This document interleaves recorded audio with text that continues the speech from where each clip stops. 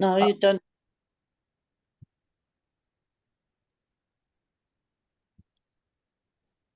Hello, everyone. Welcome Hi, back to Get a Life podcast, Ex-Cult Conversations. Today, we've got a really special podcast for you. Richard and I have brought on Ben and our very special guest, Mick Dover. We've got a really wild story, but to tell you the truth, we really don't know what we're getting into here. Richard and I, and Ben too, because we've never met before, Mick, have we? We've never spoken. No, we've never met. I don't know any of you. I know where you come from. Exactly. So that's why it's going to be a really interesting story, and we're excited to get into it. I think it's going to be dark. I think there's going to be some dark stuff we're going to have to get into here, but we want to listen and really hear what happened. What was your life like inside the Plymouth Brethren? And so just feel free to start wherever you want and tell us as much or as little as you want. Well, first of all, it's very emotional for me. I struggle with it. You're going to start with where you're from and yeah. Okay. I'm from Melbourne. I live in Baronia. I've lived with my wife for 40 years in Baronia. I married somebody that was nothing to do with the Brethren. I've been a recluse for most of my life. I'm hugely emotional because I know what's coming. I'm going to tell a story about my life.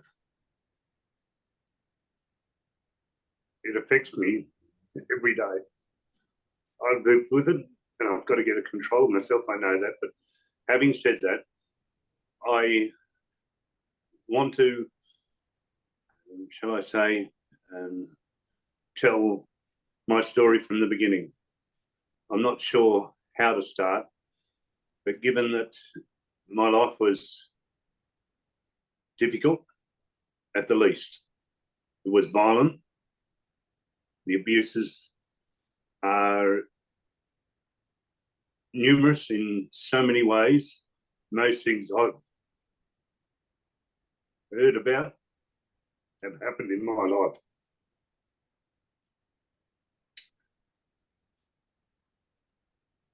How old were you, do you think, when you can kind of remember something really bad, like the first bad thing that happened? 5 years of age. 5 years of age. So your family obviously were in, and yes, I lived in a family that was fairly affluent. By most standards, I was in a family that, shall I say, were wealthy, need of nothing, but we had a very cold,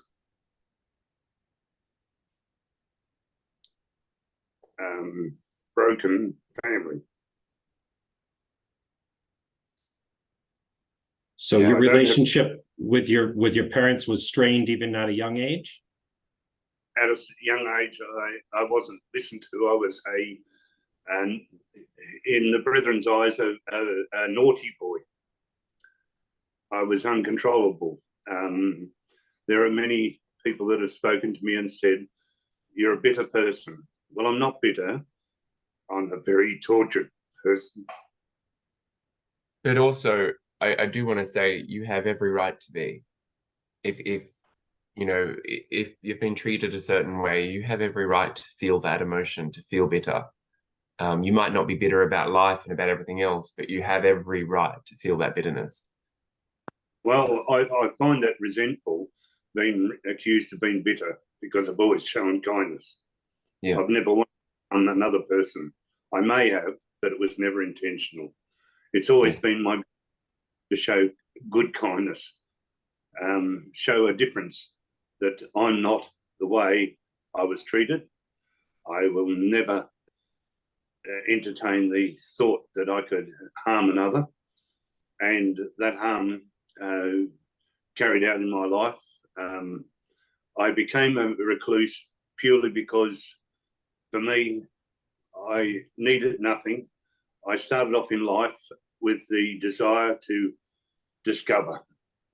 The ongoing thing in my life then became to find love. I found it.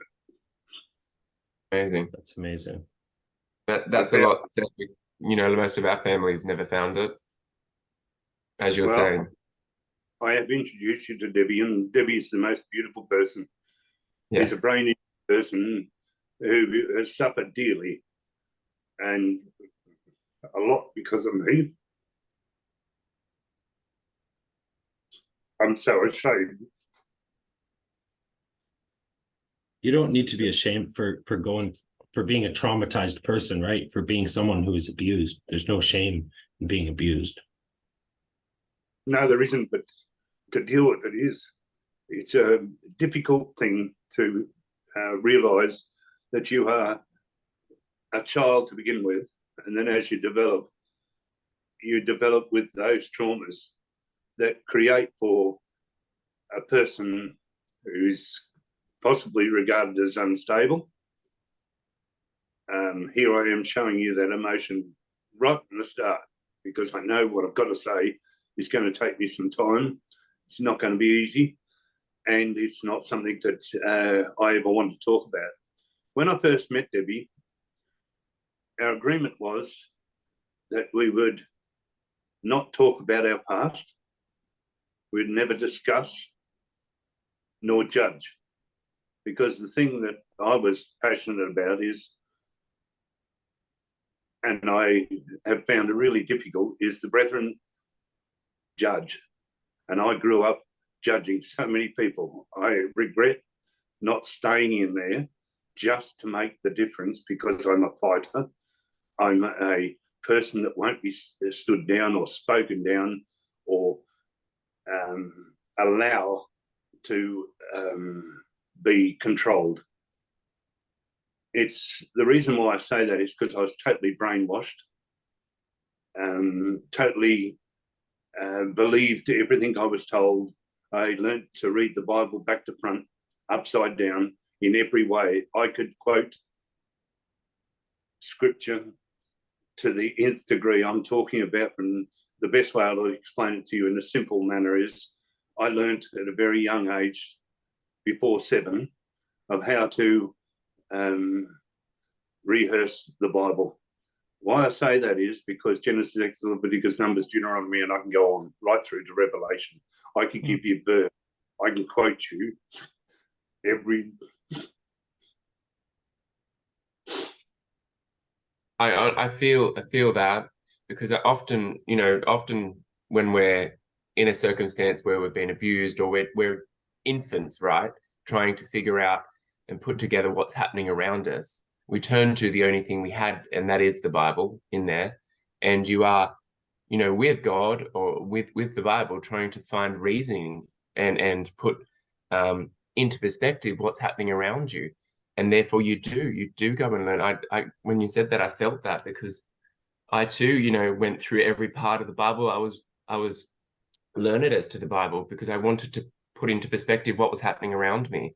So I hear you when you say, I wanted to understand why I was so vile. I refused to read the Bible anymore. I refused to do technology. I'm going to explain to you that my father had a printing business that had 7 stories. He employed hundreds of brethren. And when they withdrew from him, they withdrew from him so severely that we didn't even know why. I was a child that came home from Tamworth visiting my grandparents, and already our bags were packed, of course, because we'd been away. And they didn't get shipped into the house, they got shipped into cars. So just to let our viewers know, your family, your parents were part of the Brethren, and because of that you were. I'll explain it like this. My grandfather first of all, was lived in Adelaide and married Adeline Johnson. And he had a milk run, Ideal Dairy. In the long term, he then came to Melbourne to start up printing because he was a typesetter printer and he wanted to make a go of it. And he did. The difference is that he moved up, shall I say, from a backyard sort of setup, included all his family into the business and a lot of brethren. My grandfather was a very kind and generous man. I recall, to explain to you the type of person he was, he owned the building and he was very affluent. They worked hard, both my grandmother and thing, but I never met my grandmother. She died. And that's where the changes came in our lives because we had a stepmother. And my stepmother was Mary Joyce Bradbury, then Dover, then Macmillan. And people that know that she married the Macmillan from Ballarat. And the reason why I say that is because that's where I made mention to you that we came home from Tamworth and we were shipped out and we were moved in to Joyce's home, my step-grandmother, and Sarah being my step-auntie. She's younger than me, but we moved in with her. And the best way I'd explain it to you is my grandfather died basically a pauper because he appropriated all his wealth to the family members to avoid paying taxes on death duties and all that sort of thing.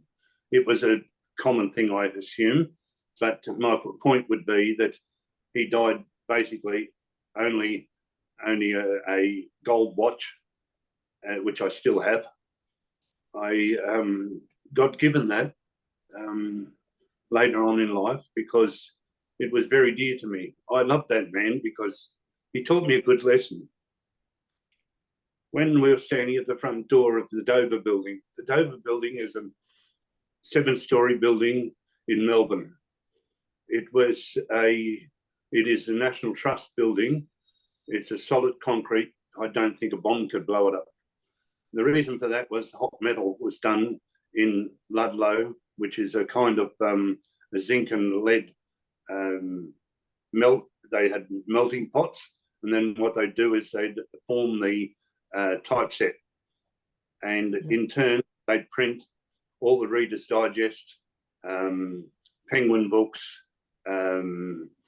typeset and print, all the newspapers throughout Australia and Australasia. I was brought up to proofread, so I was very good at reading, which is the reason why I reference to my ability to read the Bible back to front, learn the hymns in the hymn book verbatim. For example, I'll give you an example. Number 8 was, "Oh God, we acknowledge," and I can go on. But I can sing that song. I can sing every song word for word and go through the whole thing. Not that I can sing. We've got to see the funny side of things. I definitely can't sing. My point was, grandfather stood at the front door as a child. He said to me, look at that man. He sweeps my road, my laneway, so immaculately. I wish there were people like that I could engage with. And I said, well, why can't you? He said, well, I could. He said, how about we try?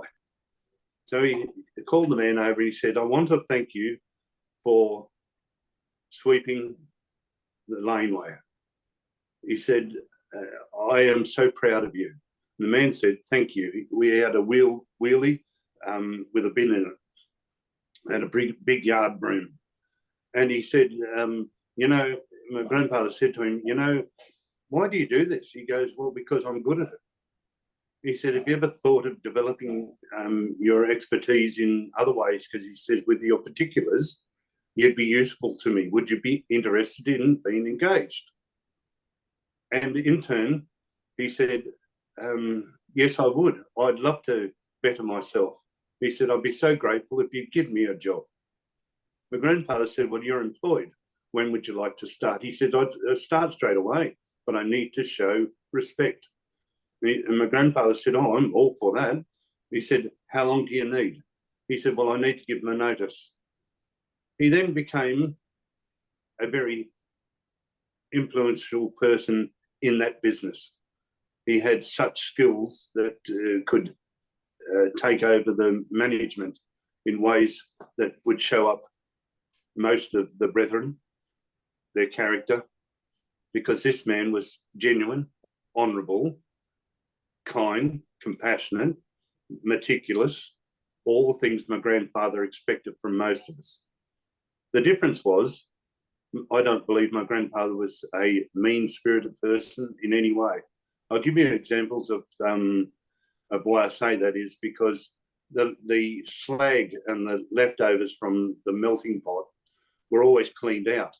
And he made sure that brethren that, shall I say, were struggling at the time, he made sure that they got that free and they could start up a scrap business.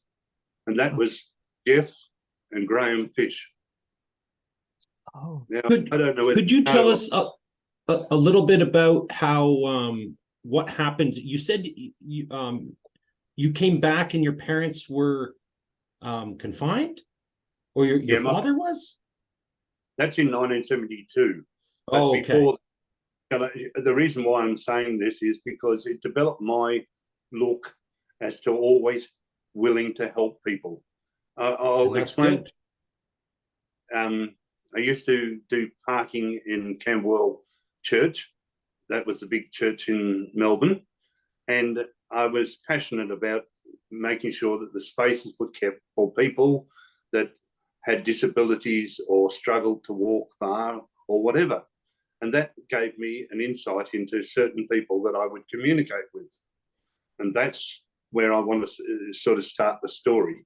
Yep. Given that my parents and my grandparents engaged with a lot of brethren and had them employed, it wasn't just about brethren. My grandfather always treated everyone well. The point I make to you in that is that I doubt there's a person that would ever criticise the hospitality of my family. My family, I believe, were very generous. I, for one, was very generous. If I went to fellowship meetings or 3-day meetings, I would always leave a gift under my pillow.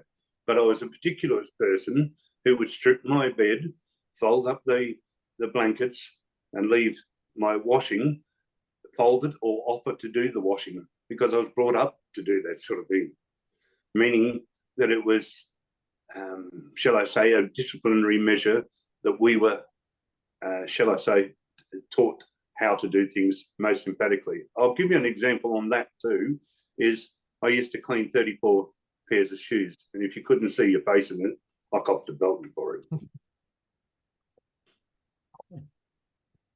That's a lot. And my parents were very, shall I say, my mother used to wear cashmere clothes, and she had the best of crocodile shoes and, you know, the hides of the kid hide, and very, shall I say, she was a very fortunate person to marry into my father's family, because she had need of nothing. The reason why I bring this up to you is in 1965, it's as far back as I can go as to the abuse. But the reason why I say it is because in 1966, my mother fell ill severely with cancer. She had lymph node cancer, which meant that she had to have her lymph nodes taken, and she had a mastectomy for both her breasts to be removed. And in the long term, she had over 18 scars over her body. of mammoth proportion. Why I say this to you is because if you think about it, 1965, I was 5 years of age. When I was, I'd been abused by Melbourne Cox many times by a Brian Baker and Alf McAlpin over a long period of my life. Why I say it is because it had a huge impact. I'm going to say it like it was. My abuse was every day,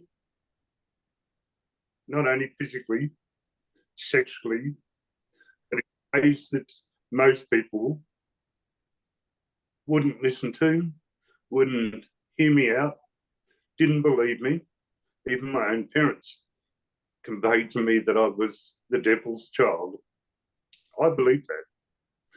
And I said to them, well, which one of you is the devil? And we can laugh about that, but I was serious because I wanted to know who I was most like. I wanted to know why I was born the devil, why I could be a brethren, could read the Bible back to front, upside down, rehearse all the hymns, know all the ministry verbatim. I used to. Sorry. Go on. No, I was just going to say, are you saying you're in this point of the story? How old were you? I was 7. 7. 7, whereby Alan Gadsden encouraged me and used to give me money to be able to do it and to be proudly be able to. Now, my first preaching in Campbell alone, I preached in many churches. And I was pretty emphatic. My first preaching was Numbers 32, verse 23. Be sure your sins will find you out. Why I say that is because that's all I said. Now they've piled up there were boxes that old people used to put their feet on to rest themselves up so they sat comfortably in the chair and in the seats that were in Campbell Church. They were individual green chairs. They were fairly harsh and people used to bring in cushions and what have you to sit on because the chairs weren't the most comfortable. Later on, they got remodeled and changed and the acoustics and everything changed in that church.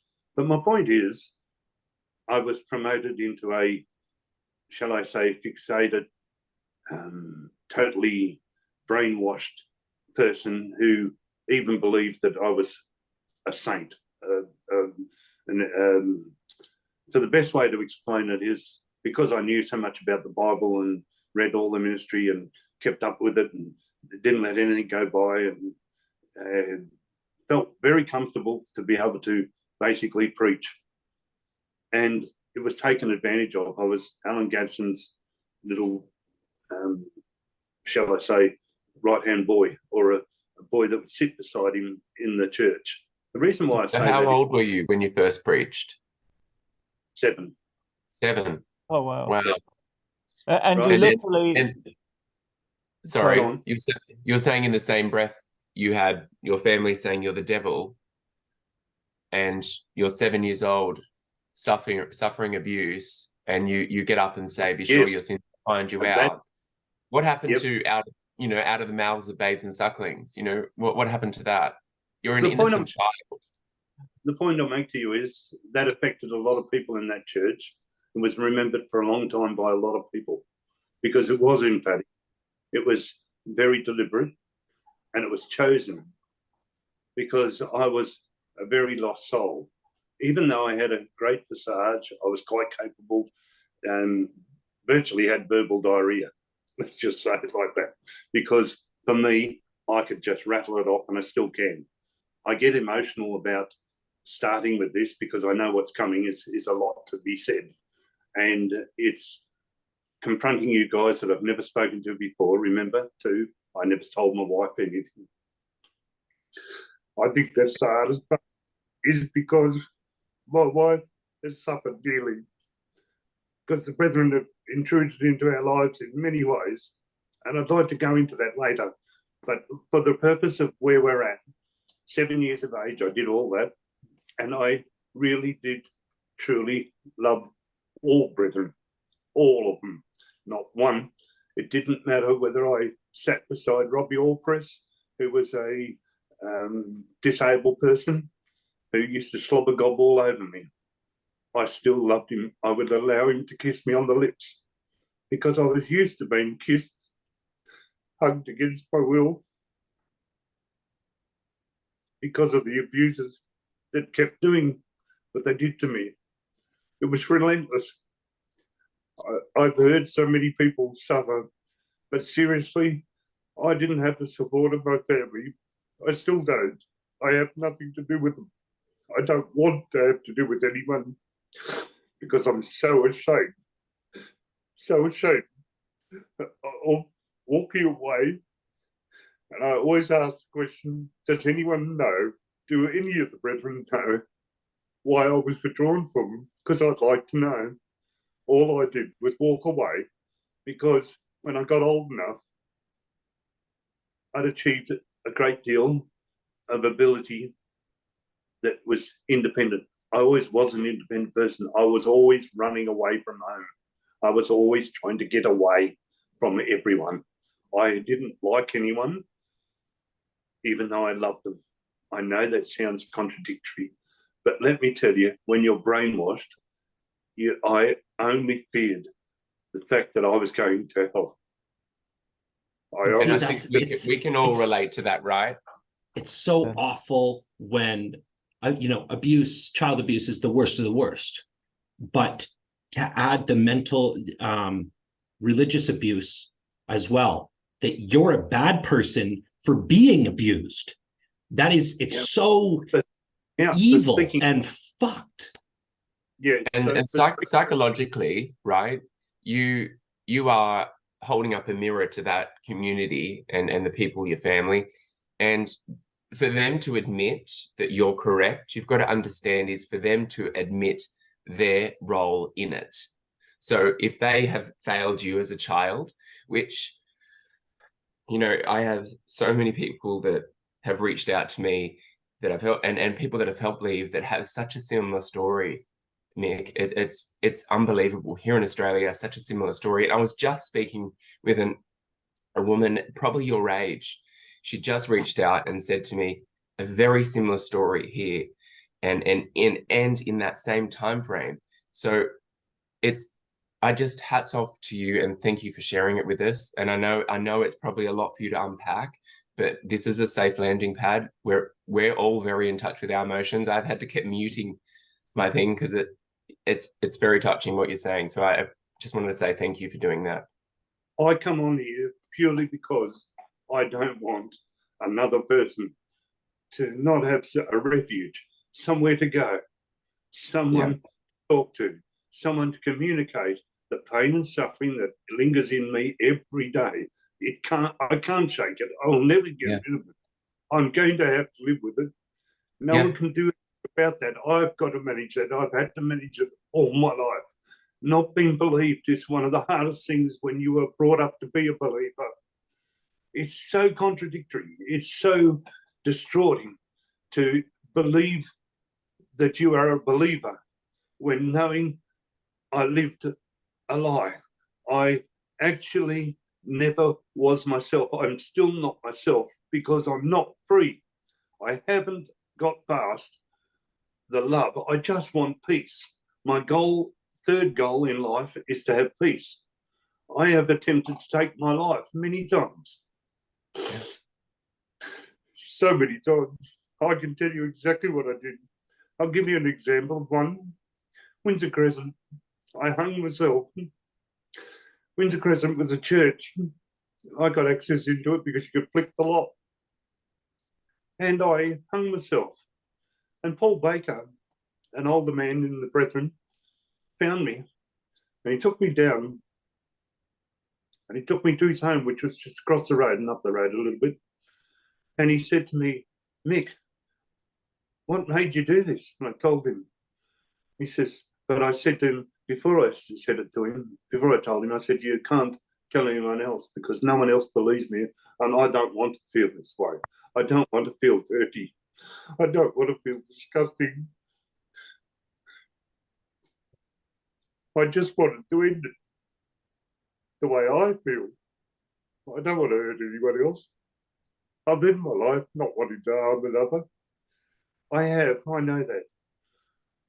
But I never intended to. I've never intentionally done anything to anyone.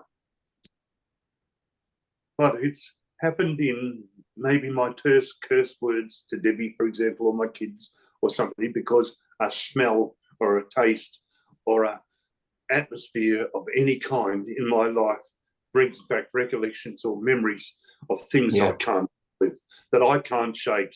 I just can't get. For example, when a woman is filthy and she's not clean, and I've got to act on her, remove her personal things and put them in the bin, and then have her hug me and kiss me and tell me to touch her and shit. I did that from a young age, and it's the smell, the stink, those things just repulse me so much. And this woman's still alive. And the part this is the abuser. Yeah, Melba Jean Cox. Now, I want you to know something, that she's done everything in her power to keep this closed and shut me down and whisk me away. And my parents used to see to it that I went to people's homes and stayed with them and got away and whatever to find me a friend. How did she first have access to you? Yeah, I was going to say, do you mind if we back this up a bit, Mick, and then start? Yeah, I get off the tangent. That's all right. It's a lot to say. I don't know how to say. It's never been said before, so it's raw. And I've got no plan written. I've got nothing in front of me. I can guarantee to you this is coming straight from my shoulders and from my heart, from my mouth, and from the horse's mouth, not made up. I can give you evidence of everything I've got to say. I have written evidence. I have proof. I have signatures. I have everything that I'm about to say to converse with you.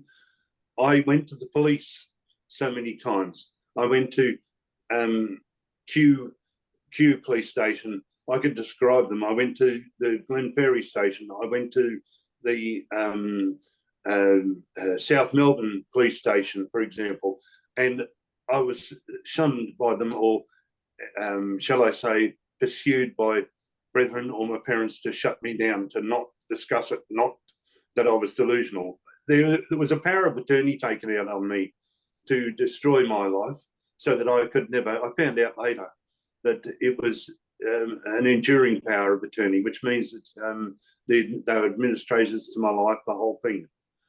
I never found out exactly who they are, but I know my parents were part of it to begin with. The reason why I say this is because I lost everything that I ever worked for. I walked out of the Brethren with nothing. How old were you when you left? I left at 22 years of age. The reason why I left was because of, and I'd rather leave that till a later conversation because we'll get to that. It's step by step over years, because the best way to explain to you is at 7 years of age, I was, and I've got the scars to prove it, I was bypassed 2 hospitals to go to a clinic to be sewn up 64 internal and 64 external stitches to close up my body because I was thrown or shoved, or the door was pushed open to a bathroom. Now, I had been put in that room, which was called the visitor's room, in a disciplinary measure, and I had to have my bath and shower. The story was that I slipped and fell, but that's not the case. The point I make to you is the glass was wired glass, the old-fashioned wire glass with crisscross in them, and there's no way you could slip and fall through that on your own, a little boy.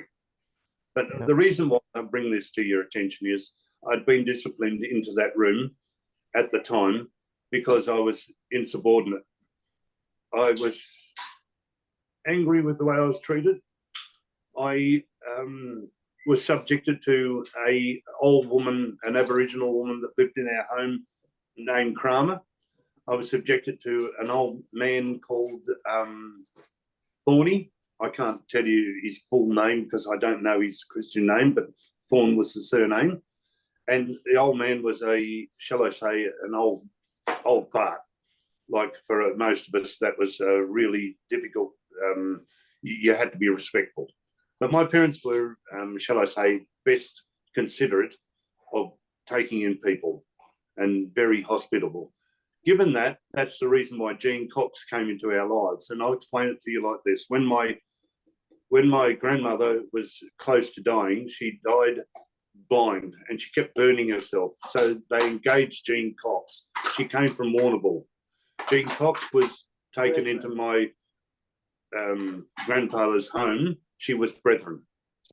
And she always has been Brethren. She's been withdrawn from or whatever. Shut up, I'm not sure of all the ins and outs.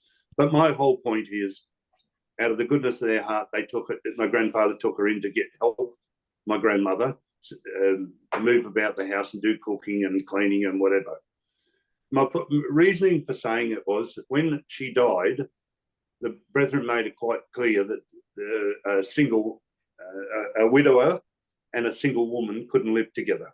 So my parents took her in. Along came with Jean, later came after the old people died, meaning that Kramer and the Thorn. Came in also Gwen Worcester. She was Gwen Cox. That's Jean is the auntie to her. And that was part of what my family did, is they took in, shall I say, people that may have been under duress or whatever for all sorts of reasons. Jean came from a fairly poor family at the time. And given that, she was given a room on her own that was right next to that. But in 1966, Jean Cox and my father bonked. I don't know whether you know what I mean when I say bonk, but they fucked. Yeah. And I know it sounds crude to me, but I got to say it that way because I opened that door because I was such an organised kid.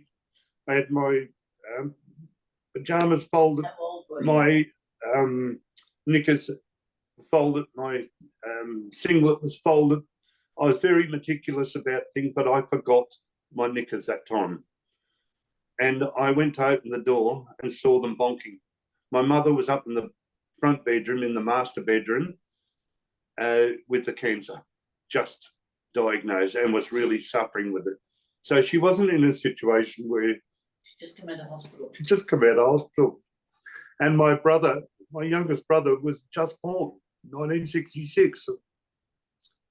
Why I say it to you is because everything's very vivid with me. I've got so many markers to prove and to show and to express that I can be meticulous about it, but I get it confused whilst I'm emotional.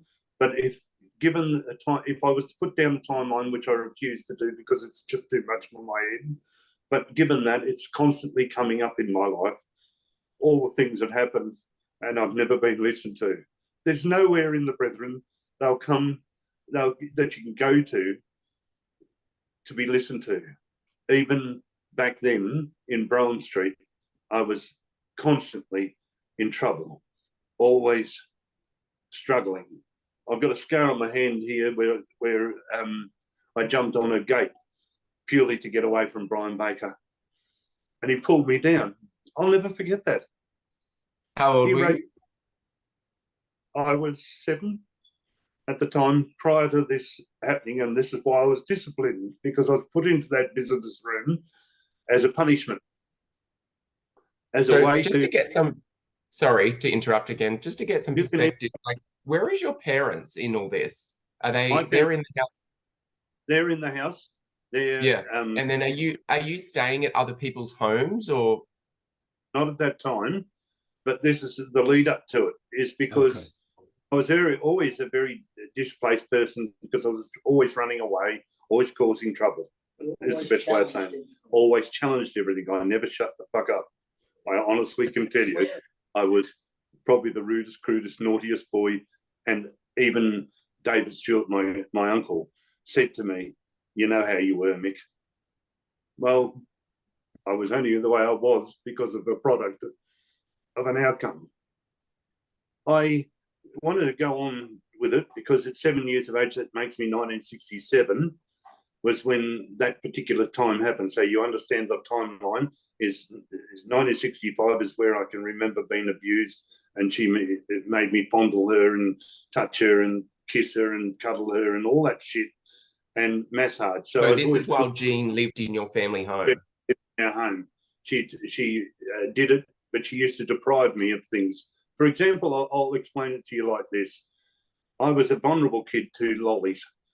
The things she used to offer me, for example, was throaties, Tarzan tubes, Irish moss,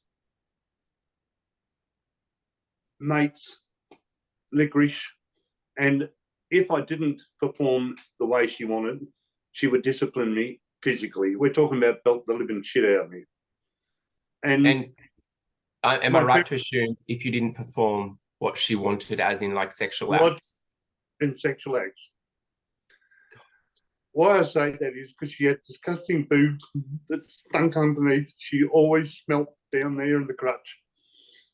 And what I'm saying to you is it was always this repulsive feeling for me. I grew up later not sure of who I was or what my sexuality was even, because I had doubts whether I was even going to be liked or loved. I go through that because I know that there's a lot of gay people that have come out of the Brethren and have found their way in some way. But my point was, I've never had the ability to be myself because I had to discover who I was as I went, rather than because things were forced on me that I absolutely loathe, resent, and can't deal with even today talking about. But I'm doing it for a purpose. And the important part of all this is that as I move on, 1967, 7 years of age is when I was end up through the shower screen. I was taken to the Ivanhoe Clinic. The three doctors that were there that performed this, we passed. I've already said that, didn't I? The way I say it is that I went to the Ivanhoe Clinic and I had this 64 internal, external stitches. I felt every one of them because they didn't have enough time to sew me up to survive. I'd lost so much blood. I was bundled into the car and taken there by my mother, who was not even able to drive, but she went with Jean Cox. And Jean Cox knew what happened. But the story came, my mother got the towels that were set there beautifully folded by me and my clothes and tourniquet in my body, so that I got bundled into the Chev and taken to that clinic. And the reason why I say that is there were 8 people who helped me down. Now, why I'm saying this part of the story is because it's emphatic that you understand later on when I tell you about my experience at Maroondah Hospital. Why I say that is later on, long time later, as an adult. My point is that in doing that, I can name the doctors. I even had the Dr. Andrew Fraser come and apologise to me whilst working in my wife's shop in the Bronia Mall. And he said, you know, I've got a lot to be sorry for. I said, well, you can't be. I don't accept your apology. I wish you to report it. But I wasn't prepared to do it because I didn't want to explain to my wife what had happened or why I was like I was. And I didn't want to go into the Brethren. I wanted to take it. I just didn't want anyone to know anything about my past. I went out of my way to deny telling my wife that I was where I lived or where I came from, given the fact that when we first got together, we agreed not to talk about our past and not to involve ourselves because it complicates life. And I didn't want it. That is the case, Mick, with a lot of people that leave. We hear that a lot, particularly if you've suffered trauma. I mean, nothing like by the sounds of what you've been through, but you do try and put as much distance and space between you and the place of trauma. So it's understandable that you didn't want to speak about it. Well, the reason why I want to say it to you is that I got abused in just about every church in Melbourne, Geelong, Berwick, Sunbury, you name it, everywhere by priests, so-called priests or older persons, given that I haven't named everyone because I just, you know, it's already humiliating. It became like I was a sex tool. And I was so ashamed of being vulnerable to that. Only a simpleton will accept it. Can I ask, do you think they all were in the know? Like, is it some sort of... Of course they are, and I'll explain to you why. When it happened in Brougham Street, for example, I cried out for help. And I'd rather talk about that in a moment. Yeah, and sure. This is what I'm talking about the discovery in 1967. As a 7-year-old, I was disciplined into that visitor's room. I was actually fed bread and water as a form of discipline for days. In your own parents' home? In my own parents' homes. Because and remember, who was responsible for this? Was this Gene Cox bringing you the food and water? Gene Cox, my father, and my mother knew some of the things. My mother was fairly harsh. But she was sick. But she was sick. So I give her some lenience. I think Yeah. my father was adjusting. Just so you know, I'll get to the other things that have happened in our family's life. But the best example is now I'm 7. That happened, and I got stitched up and brought home, and I was locked back up in that room. And it was because if I talked, more people would find out about what happened and why the cause of that happened. But the story went round that I slipped in the bath because it was a shower over a bath. And I know. Can I ask, is Gene Cox the same age as your parents? Like, how old were your parents and Gene Cox at this time? I'll give you an idea. She's about 90 now, and I don't know what, but I'll give you an idea. My father was born in 1930, right? Okay. I'm not sure, but let's call it 1936, 1940 max. She was born. All right, I don't know. Similar age. I really don't care. Best way of saying, I really don't give a shit. Yep. Right, I really don't care. I don't want to know about it. I'll tell you about stories about what she did in manipulation. The reason why I say that is as we go through the things, you'll understand more. It's probably a long story to tell, but I don't want to be made short. I'm not going to say it, but the way I can say it is in my own way that explains suffering, the pain at the hands of brethren that knew, that deny knowing today and always have, that I was filthy, I was insubordinate, dishonest, fabricator, the worst of things. How can a be a believer knowing that? And it was done by priests. And it was done by people that should have known better or should have listened. When I say that done, is that people that were told. I'll give you an example. David Johnson was another person that I was billeted to whilst my parents were around and not withdrawn from, because it was a way to keep me under an older man's. He was a retired man and he was a disciplinary person. Another person I had stayed with was Mr. Maslin, who took me to the RAAF thing down there in Avalon Airport, whereby I got an interest in that. And why I say that is because it was like a distraction or a deliberate attempt to give me another outlet whereby they could cover up things. The reason why I say this is people must have known, and I know they know, but I can't prove it. Why I say I can't prove it is because if they deny it, it's my word against theirs. He says, she says, whatever the case be.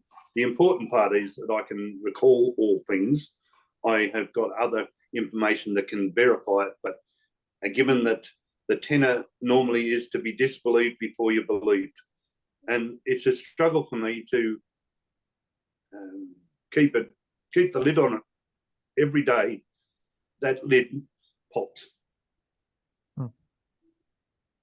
I know you may not understand that. But my experience was for a good 10 years.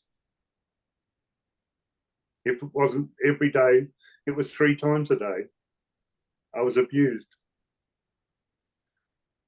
And I'm saying by 3 people, sometimes all of them in the one day. Why I say it is... Did they knew that the other people were abusing you?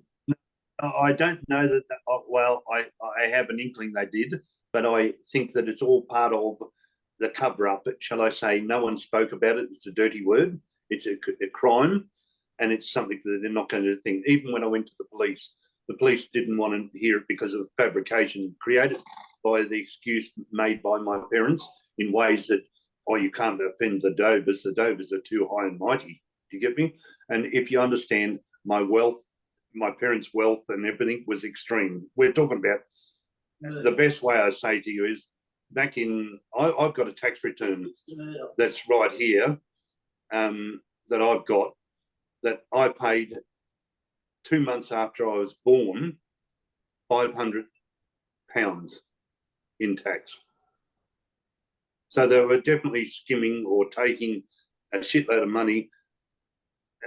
And my parents, I've got tax returns to show you that it could be shown anytime, of 2,500 given to my mother, my father, and Mary Joyce Dover, which is my step-grandmother. Why I say that is that it's important to understand that they had such wealth back then. You know, houses were maybe £5,000. So it's an extreme amount of money. The Murdochs and the Packers were regarded as scum. I don't know whether you know what I'm talking about, but Murdoch is the, you know, they were regarded as scum. And my parents were affluent, over the top on every level. My father was an extremely heavy drinker. My mother was a cupboard drinker and an extremely heavy drinker. And Jean was worse than all of them. And why I say that was Jean mostly drunk when she abused you? Yes, and horrific. Like she flogged me, and I'm talking about flogged me. I used to have my pants pulled down and belted shitless to the point where I was told, if you keep it up, I'll make sure you don't walk again. And believe me, I've got scars on my ass to show it. Like I said, I've got scars on my back. I've got scars on my body. All I have to prove it. I'm not ashamed of it. But what I am angry about is, even today, from the penetration of men's penis into my backside, I have grapes sticking out of them. I can't even control my own shit. And I don't know whether any of you understand that, but that is cruel to live within your old age. I can't fart without shitting. So sorry. I don't want to wear a nappy, but guess what I'm going to have to soon? Do you know how embarrassing that is? There are stories of calling me Mickey Drippin as a kid. And Jocelyn John can verify this because she used to jokingly say that to me. That they used to call you Mickey Drippin. The reason is because I would be plonked somewhere and I'd stay there. And I'd piss myself and no one would change my nap. And just the neglect, the absolute neglect of a child. It's just heartbreaking, man. We'll get to that because you understand that neglect has always been there. We were servants to our parents, particularly I was, and we were servants to, I was a servant to Jean, I was a servant to the Brethren in many ways, and I'll explain that as I get through. I know I'm taking a lot of your time and I'm sorry for this, but it's important for me to say it because I've got to, I still want to take my life and I know that sounds crazy, but no one understands how wretched I feel. And I've got to say it while I'm in my living years, because when my father died, he called for me, and I said, no, I don't want to go and see him. I don't want to talk to him, because he should have done that in my living years. If he wanted to apologise, he wanted to fix things, he should have. The same with my mother. I don't have the emotional feelings most people would have with their parents. I have resentment. I have resentment. I can agree. I can hear you on that one. You know, a lot of people are like, yeah, but your parents must still love you. You must still love your parents. No, you don't have to. Belt the shit out of me and then say, oh, I'm sorry, my son, and belt the shit again because I retaliated. I go, no, you're not. You're not even my father. And he would go, don't talk to me like that, and wham, it'd go on. So not long after apologising, it'd be straight back to the same shit. How many brethren did you tell him? And I told hundreds of brethren. I told all sorts of brethren. I've written names down of when it happened, how it happened, why, because I want something to be resolved in all this. I don't want... Alf McAlpin raped me. Brian Baker raped me. Gene Cox raped me. And all I want to say to you is they got away with it. Those two men are dead. I only found out recently, but I was hoping to expose them. And Jean Cox is 90 years of age, and I'd like to expose her. I can't be responsible for all that went on, but what I can do is to let what the brethren do as a cult be exposed for what it is. It's brainwashing, fucked up shit that has caused so much angst for me in my whole life. Breaking of bread and being refused to break bread at places, and I'll get to that story later on. Can you stop, Debbie, please? Yeah, no, it's I know my wife's getting quite agitated because she's hearing shit that she hasn't heard, and she's going to keep hearing more. Yeah, I can understand it would be a lot, but Mick, your story is like thank you so much. I can't say it enough for you to share it. Like, it's incredibly brave. And I think what you're going to be is the catalyst for a lot of people your age to get some sort of reconciliation. That's what I'm doing it for, is because I know there are so many that have been abused. There are people that I grew up, and there are still people being abused. I'll get to that story later on about somebody I met not long ago, and her words were to me, I said to her, why are you crying? And I won't mention the name because I wouldn't like to offend that person, because they're in, and she's married and she's got children. And she said to me, you know, Mick, of all people, my father, you. And I go, yeah, I know, but I haven't told them that. See, because it's become a thing for me. I understood. I knew that I was a pincushion. I could be pricked, shoved, punched, whatever you wanted to do to me. I had to learn to accept. Throw yourself at the feet of the Lord Jesus and ask for forgiveness. I want to know why the fuck I've got to ask for forgiveness. I don't deserve this. I didn't deserve it. And I've got to move on, because I need to tell you the rest of my life. I then want to make a point of going and fast forward it, because it happened so often and so many times. I can give you the churches where it happened. I can give you the type of things by going up to the urinal and being hugged and groped and played with. And I can tell you where I went in to lock the door, and the door would be unlocked because they'd use one particular, Brian Baker, I'll say it to you because I've got to say the names, used his nail file or on their key to open up the vacancy, not vacant, The stall. Right, but the toilet door. And my point is, then he'd come in behind it and lock it, and then have his way. have his way, rape me. In the meeting hall. In the meeting hall, in Camberwell meeting hall, in Charlotte. I can name the ones. I just don't want to go there too much because it's cluttering my conversation with you. And we've got more time to come back at this. If I want a question and answer and question time with anyone that wants to challenge me, because I'm going to be crude, rude, and undesirable with my explanations. I'm going to tell you exactly how it happened. I'm going to tell you what to be penetrated against your will. You know, we're talking about raw. We're talking about real crude abuse that's not even prepped for abuse. It's just wham, bam, thank you, ma'am. Walk away and leave me in a pile. I want to move on. I want to go to 1972, where my father was withdrawn from for being exposed in the Truth newspaper. Tycoon, I can't even think of the words now because it's too much. Business tycoon. Business exposed. Yeah, Tycoon exposed. And you can pull up the newspaper. It's there. And it was my father that exposed himself to a woman. Now, He didn't though. The story is that he didn't, that he was with Frank Adams, the manager of the Dover's business at the time. He was... he took a leak. He took a leak on a tree because my father was a pisshead. So, you know, if you get drunk, you've got to have a piss. And when you've got to have a piss, you've got to have a piss. Yeah. I can relate to So in a long as he sense. did it. But he also typeset and printed that newspaper. Didn't have a choice, but defended himself because he had plenty of money to shut the story down, regardless of whether it was true or not. But my father was withdrawn from.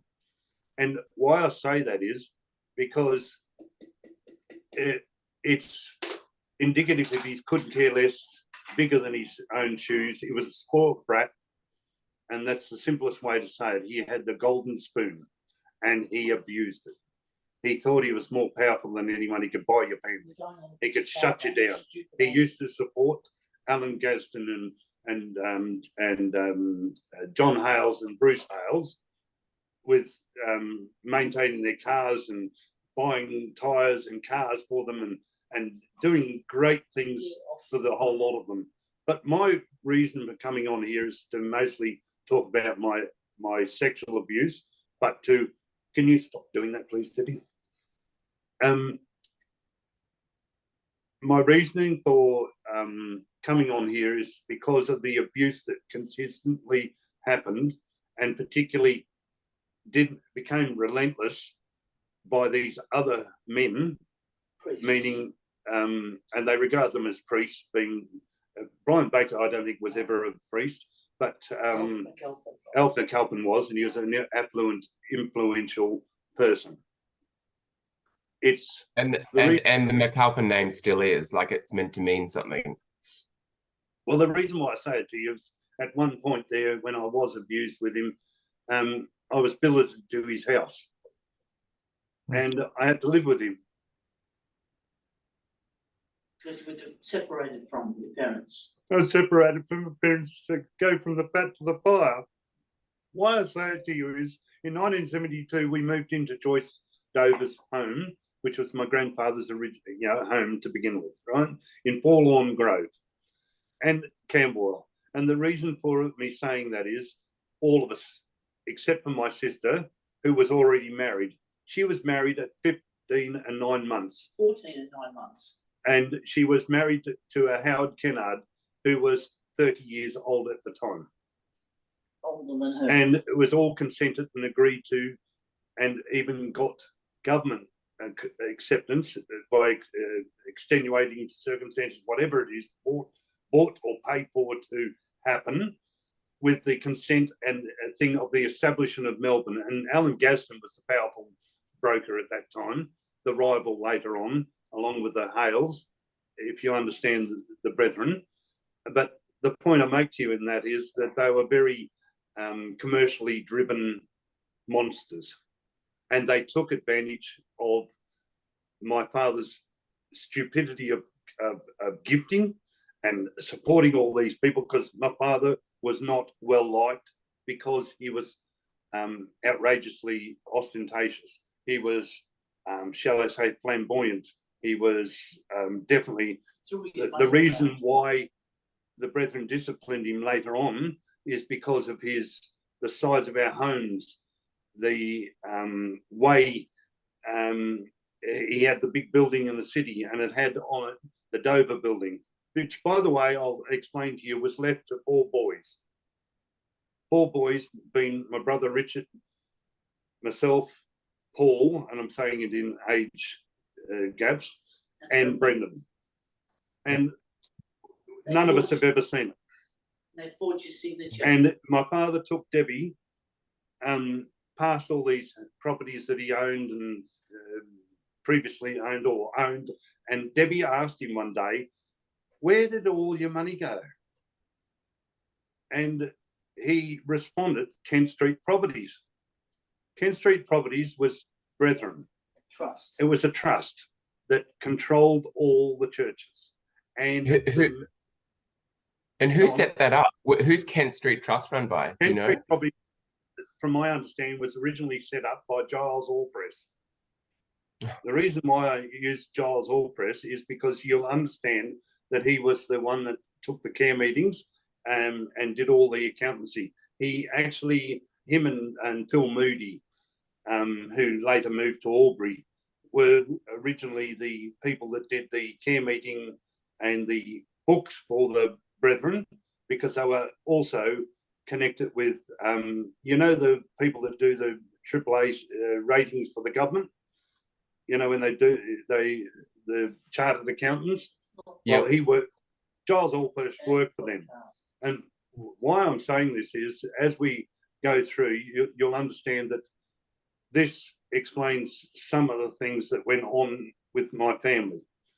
And part of the cover-up with the Brethren was, and why I've been, shall I say, definitely ostracised and prevented from, or shall I say, any way that they're going to have me restored, is to compromise the position, and that I've been even told, if I come back, I'll buy a house for you. If you come in, you'll never have to work again. If you do this, it's always a bribery, and I won't be bribed. And yeah, we've all experienced similar. That's like saying, "Hey, do you want to come back to maximum security prison? We got free commissionaires, we got free commissary. I mean, commissary." And on top of that, you've got to sit opposite and have a list, a break list with probably your perpetrator on it. Yeah, I actually had to breed with these assholes, and the reason they even tried to get Debbie in there, and just after she had a major brain injury, they coerced her into the point where she was going to go and sit in the Brethren at Gadonia Street in Baronia, and they were organised for her to go to the church, and against my will, that I was not part of. I didn't want to be part of it. I wanted to hear why they were doing this. Never been a Brethren. And Debbie was never a Brethren, so she was never going to fit in. She told them that she won't fit in, that she will never be able to be a Brethren because she's an independent woman to begin with. So they don't like independent women. No. No, Debbie, they won't like you there. So, Mick, do you think they were trying to get you back in order to somehow put a lid on the experiences you went through, to try and keep that under wraps? Now, I'm going to. Debbie will tell you her story at a time. Look, I think it would be valuable to hear Debbie's take on it all, because it's from Definitely a person from our point of view. All right, that's why I'm saying it to you. That is not influenced by me. Doesn't take crap from me, so definitely won't take it from you or anyone else. If you get where I'm coming. We love you, Debbie. I love her more than you can imagine, because she's the first and only person that's been emphatically honest with me. She holds nothing back. That's good. Absolutely admire that, because I can deal with honesty. It doesn't matter how it comes, doesn't matter how much it hurts. It's in your face, and it's going to happen. Well, it's genuine. It's genuine. That's it. This is now I'm a believer. Do you get me? Because I believe in her. I truly have found love. That's amazing. She's even been told she's God's sister. I'd like you to hear her story, because it's quite crazy how she can be. We'll have to get another podcast on and get Debbie and the girls on. This is not going to end with just my podcast today, and I hope you've got a long time to talk through this. And I hope you guys don't mind spending a long time talking about this, because I don't care what's presented. It's really important for me to say it once, get it out, And if I need to say more, I will add to it. And if I get challenged, I'd love anyone to come forward, out of the brethren, in the brethren, wherever they come from, brothers, sisters, I don't care who they are. I would love a challenge to prove my point, times and dates, and everything that goes with it, so that at some point it'll be recognised, and I just might not have to ask for forgiveness. I just might be able to forgive. No. The reason why I say my mother died telling my brother, you know, I forgive Mick on her deathbed. That's crazy. It's crazy, but that's the mentality of the brethren. Why I say it's a cult. It's a cult, and you've got to know. I am so adamant, so strong about that, is because where else in the world could you cover up such sin? And I gave you the examples of the abuse of getting taken off to a thing, and the doctors. I named the doctors, Dr. Andrew Fraser. I named Starr, and I named Riddle. But there's nothing I can do more than tell you those names.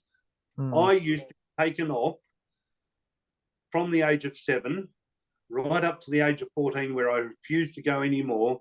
I was taken twice a week to be injected with hypofluoride. Hydrofluoric acid. And I used to have on a For what purpose? I've got the bottle, so there's no question about it. I've still For got what the purpose, though? To suppress my sexual deviance. Also, like a castration. Is it like a chemical? Oh, okay. Yes. Well, nothing's changed because they still can't chemical, or have, you know, they've done it to Craig Hoyle. He's just written a book about it. That's what, and I know their purpose in doing it to me. I know what they did. Because it kept speaking out about being raped. So they did this after you spoke out about being raped? Oh, yes. And at 7 years of age, when I was thrown through the shower screen or slipped or whatever the bullshit someone might put on the take, I know what happened. I caught my father and Jean bonking. And because I caught them, not only was she guilty of abusing me for those 2 years prior that I can 100% recall, but she's bonking my father whilst my mother's in the bed suffering from cancer and just come out of hospital. So I want to move on in the years and explain to you, well, let's go up to the 1972, because in 1970, my grandfather died on the day the Westgate Bridge fell down, which is a big bridge here in Melbourne that's pretty high up. And when he died, I was so devastated that I can remember sitting on the bread bin and I was sobbing. Now, I can remember as a boy, we had open coffins, and my grandfather's was kept there because there was a grave diggers strike. And my grandfather couldn't be buried for well over, I say more than 2 weeks, possibly 4 weeks, but I can't be sure for exact. But given that, if we work it, if I wanted to, I can actually prove to you the day he died, and then I can show you on his grave particulars of when he was actually buried. So he was in the house, exposed, and I used to kiss him all the time. I used to go there and kiss him because I just wanted to wake up. The reason why I say that is because we used to walk past, and particularly on every Tuesday, they would have a funeral. You know, when I say particularly, they would have a funeral day whereby brethren were buried on a Tuesday. And why I say that is because there's a whole lot of changes that happened in my life that were very hard for me to comprehend.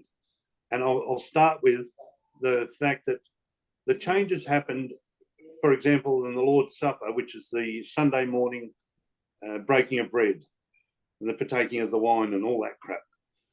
And it had changed in 1968. So you can see I've got a fairly good idea of what happened in my life. Why I say that to you is because it was universal. The difference is I used to question, how the hell can you tell me that it went from, and I used to say, never swear, but, and I hear I'm saying how the hell, but I didn't talk like that. But given the context of that part is I could not understand where they derived the idea of getting up at 6 a.m., getting up at 4 a.m. to read the ministry or have something that you would go to the Lord's Supper with a purpose in mind and be able to get up there and pray and do all the sing wonderful fucking songs. I find it so, I knew those songs off by heart, and I was gusto. You really let them rip, because it was my outlet. There was no way that I could participate in any sports or anything that would give me the pleasure as a normal child, given the constraints that were put on my life. The fulfillment, right, that comes with it. Pardon?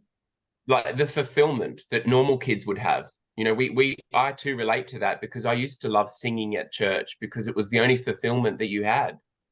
Yes, but it was, for me, it was an outlet. I was going to church to get away. Yeah. I knew that it was 1 hour of every day that no one was going to touch me. 1 hour. I say this for a reason. 1968 is because that was after the trauma of the glass going right through to my chest. It went through and grazed my lungs, and went between the lungs and close to my heart. And it was a really severe thing at the time.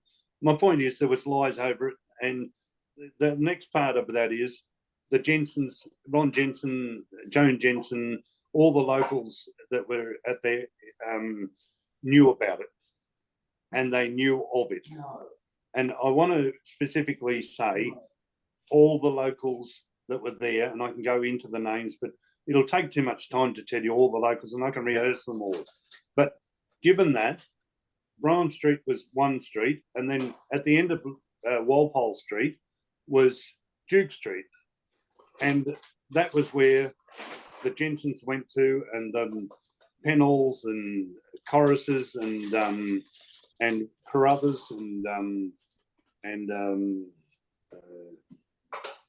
I can't think of his name right now, Arcoles, all went to, right? Yeah. And the reason why I say that to you is because I have a vivid recollection of all these people. I have a vivid recollection of how I started building my little, shall I say, savings.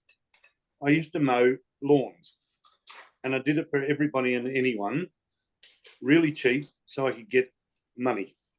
My goal was so that I could buy my own home, so I could never be living with anyone. They took you home.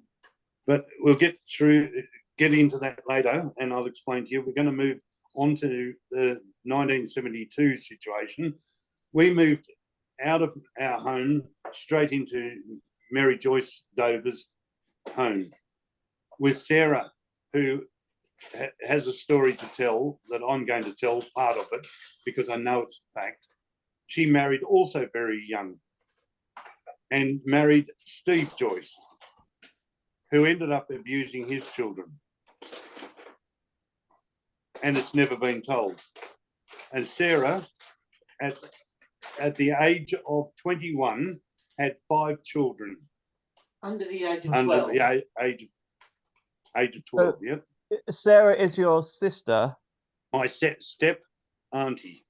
Your My step right. Father's Right, step sister. All right? Got it. But Yeah. through the marriage of marrying Mary Joyce Dover. Yeah. And just so you understand, the reason why Mary Joyce Dover, which was Mary Joyce Bradbury, she married my grandfather, was because my grandfather had to marry her because John Dover bonked with her too. She's your step auntie, and All right? she's 4 years So younger. it's Wow. really Yeah. sick The family sort of- shit. It's quite a complex family tree there, Mick. That's why it's so explain it to people. But because of the money and the wealth and the extremities of covering up so much crap. She's a step auntie, but she's 4 years younger than Yeah, you. she's a step auntie, Right. 4 years. So similar age to you, yeah. So what localities were they, Mick? Like, were they? John Dover was Mountain Street, Camberwell, that is. And, Camberwell. So, and then Steve Joyce. And, pardon? What And was Mary Steve Joyce? Steve Joyce was Charlotte Street until he got withdrawn from. And So Sarah that's went out. Camberwell. No. Charlotte Street's Blackburn. Okay. I'm just Okay, trying to, it's like, for the or anyone else listening.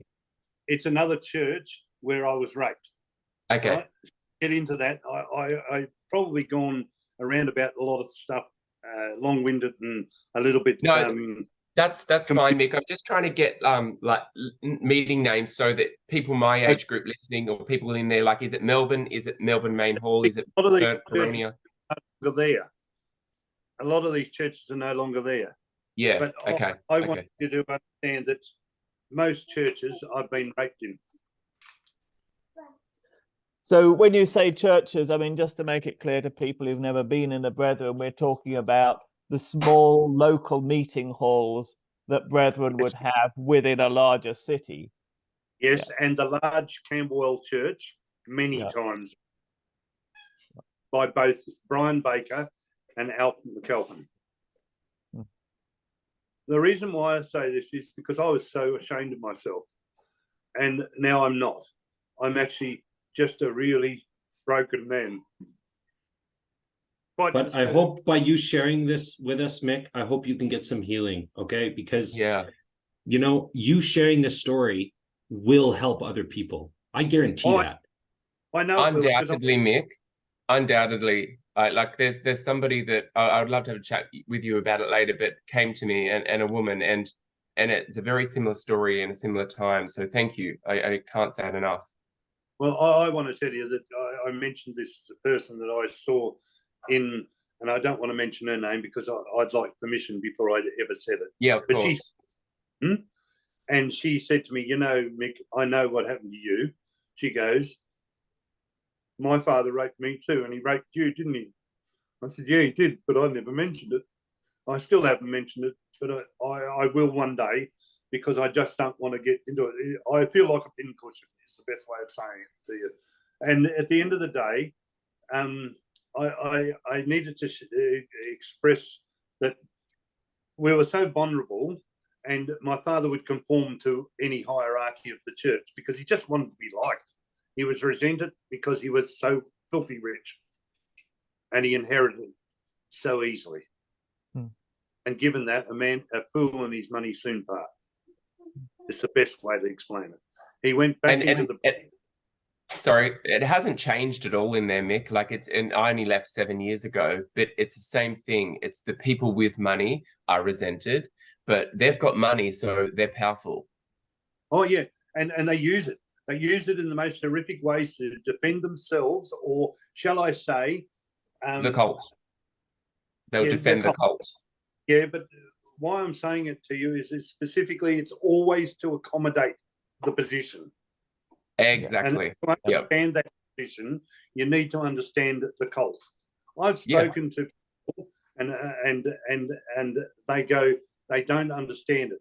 I've spoken to doctors. I've spoken to all sorts of legal people, all sorts. They just don't understand a cult. The cult we're talking about is the Brethren. They are very powerful.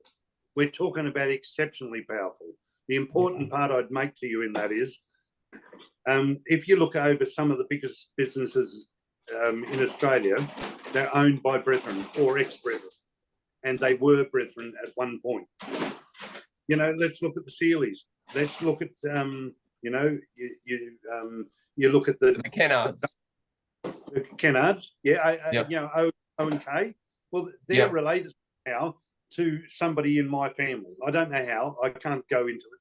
But through David Stewart, you name it. Because just so you know, David Stewart married Uni John. My mother was Marjorie Kilgour John.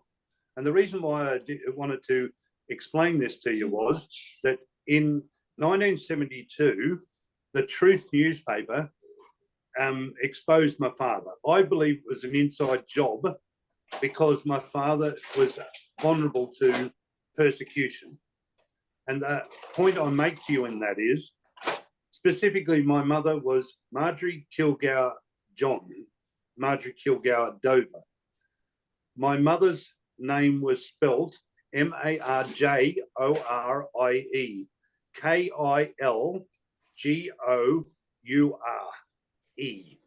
Now, if you didn't note that, you wouldn't be able to put that into the newspaper. Do you get me? Right. Because no one knows the family name, Kilgour. That's the John side. Now, the reason why I'm explaining that to you is a lot of brethren in there, the powerful ones, are connected with the Johns. Yes. And even my uncles left the brethren because they didn't want to be part of the brethren. Given that, I was ostracised by my uncle when I went to visit him because there was influence from the brethren in Tamworth and from my sister and others that said that I was a no-hope erotter. I made up things and I was always a liar and fabricator and disgusting person. I'm a perverted sicko.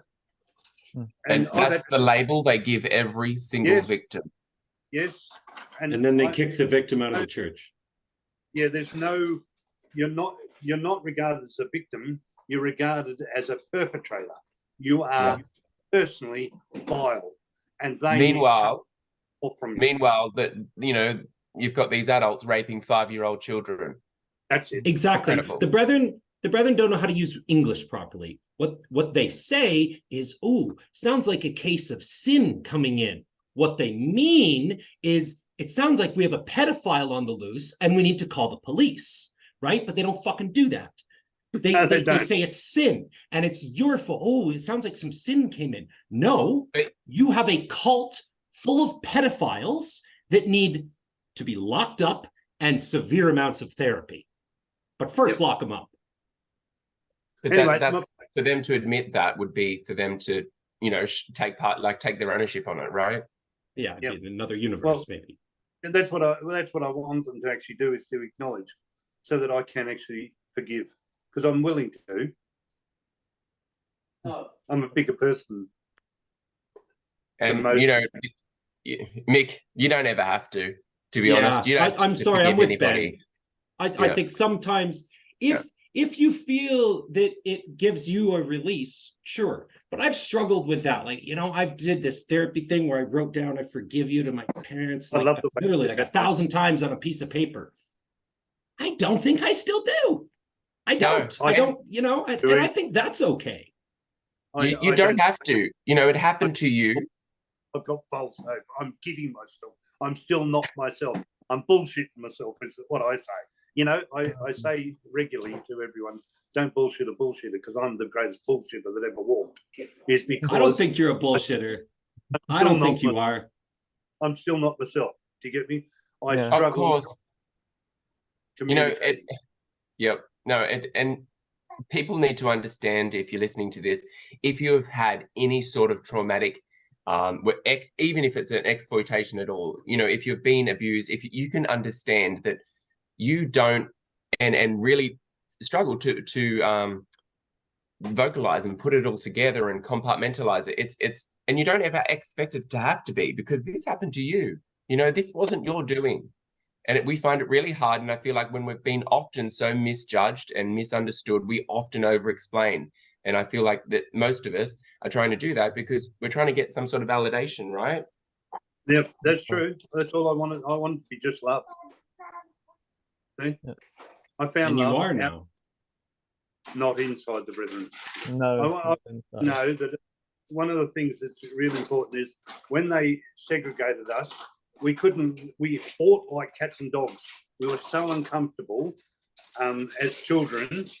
We were so unbearable whilst living with Joyce Dover, my step-grandmother.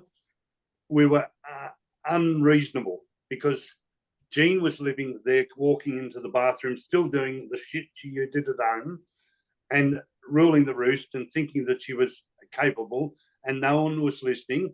I even got on the phone to try and make contact with Symington. They gave me the phone number numerous times, and it was the wrong phone number. It was deliberately to prevent me communicating with the man of God. Why I say that is because there was not a level of communication that you would even be listened to. Even if I was a fabricator and the labels I've been given, why wouldn't you discover the truth? That's what I can't come to grips with, is that being a believer, I was never believed, but the truth never came out. And go back to the scripture that I quoted to you, Numbers, my first preaching for Alan Gadsden, that's John Gadsden's father, that was simply as I said it was. Be sure your sins will find you out. Yeah. Are you Now, still a Christian, Mick? Sorry? Are you still a believer in Christianity? No, I'm not a believer at all. But I'm not an atheist. I'm not. I don't have a formed opinion. I have such indoctrination. I still am questioning everything I've ever read, heard, or believed. And I still don't know what I believe because I'm subjected to the vulnerability of not being certain about how I might interpret what and whether I'd be comfortable believing at all in anything. And that's totally okay. I personally trust a solitary soul. Was so scared to come on here because I've never been believed. Well, That's we why believe you. Yeah, we do. Yeah, we Never all been- believe you. Yeah. It's really hard to deal with that. Yeah. And why I want to go on with it is because then we had so much torment in the family that my brother, who's a big brute of a bloke, his arms are as size of my thighs. All right, he was a big, strong boy. He was looking like a huge adult at the age of 10. 12. Wow. Okay, Debbie's 12, but what I'm saying is, very young age, he was built like a brick shit house, and he could pick up the side of a car while I took the tyre off and put it back on to change the tyre. That's how strong he was, like a brute. Wow. I'm mentally strong, and not today, but in the past, I am physically strong too. There's something in our DNA that makes us brutes of people. Viking? Oh, believe me, you know. And I want you to know that I've been in a lot of disciplinary measures where I've learned to fight for my own life. All right. And I'm talking about with police. I've got a story on that would blow your mind. I don't want to go there. I want to focus on the abuse that came from the Brethren, and that to explain it to you, my brother picked up an antique chair and threw it at my sister. Right? And I'm talking about if she didn't get the door closed, she would have lost a block.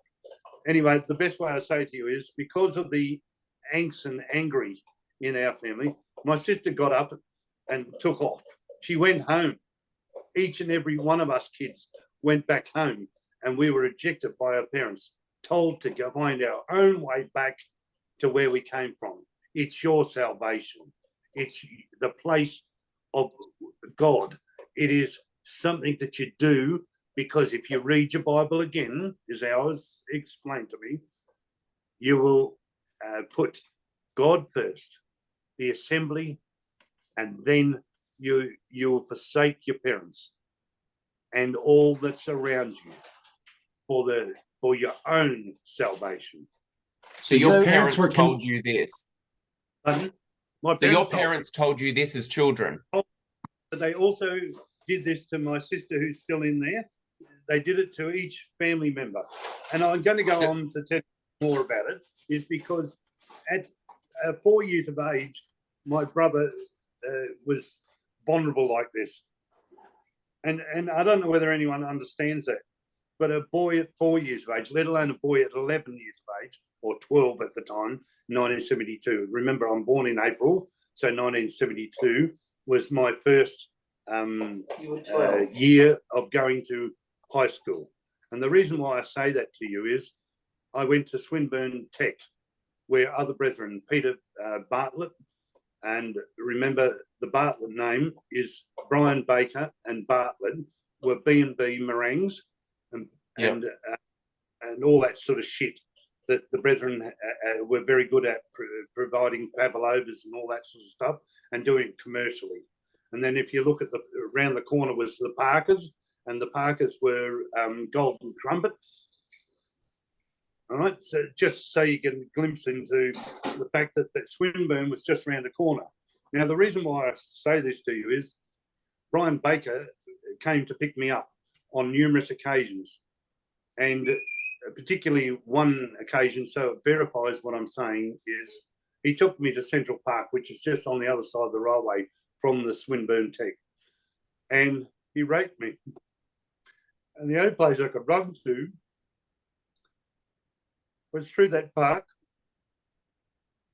over the railway, down the hill again, into the backyard of Bartlett and Baker.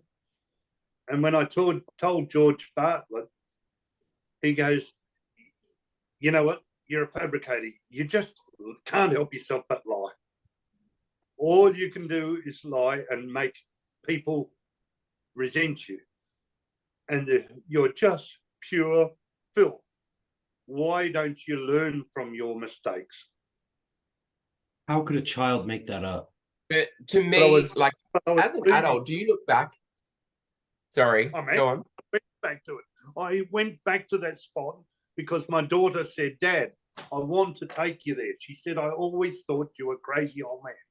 She goes, you know, I thought you were crazy because you reacted to smells and you reacted to noise and certain things that happened. And she goes, oh, I just thought you were crazy. Now, when I got her to type out my parts of my story, she's typed out a lot of it. She goes, Dad, I'm so sorry I treated you like that. I'm so sorry that I didn't have the respect. And she's never been. Why I say that is because in that example, I had been picked up by this Brian Baker because my parents were not in, they were out. I'd gone to Swinburne Technical School and I was tied up to the urinal wall and pissed on. And brethren saw it happen. My brother saw it happen and did nothing about it. I was only a skinflint. I'll explain it to you why I say a skinflint. At 12 years of age, or 11 years of age, I was 4'7". By the end of the year, I was 6'3". But honestly, if you grow 16 inches in 1 year, do your own calc on it. If you grow 16 inches a year, your bones hurt like fuck. I'm talking about hurt like hell. And you're as weak as sin. You can't defend yourself. You haven't the ability to defend yourself in any way because I'm just too weak. And you've got everything else going on.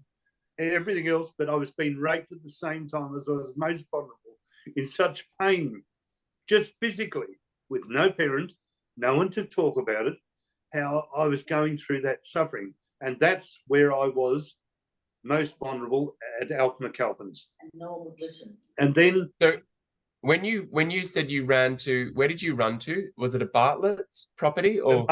Baker was their factory because I knew that there were brethren there. The only people I could go to, you don't have to do with anyone else. So you can't go into iniquity, the sin. You can't go into a place of outsiders. You've only got the salvation of being a brethren.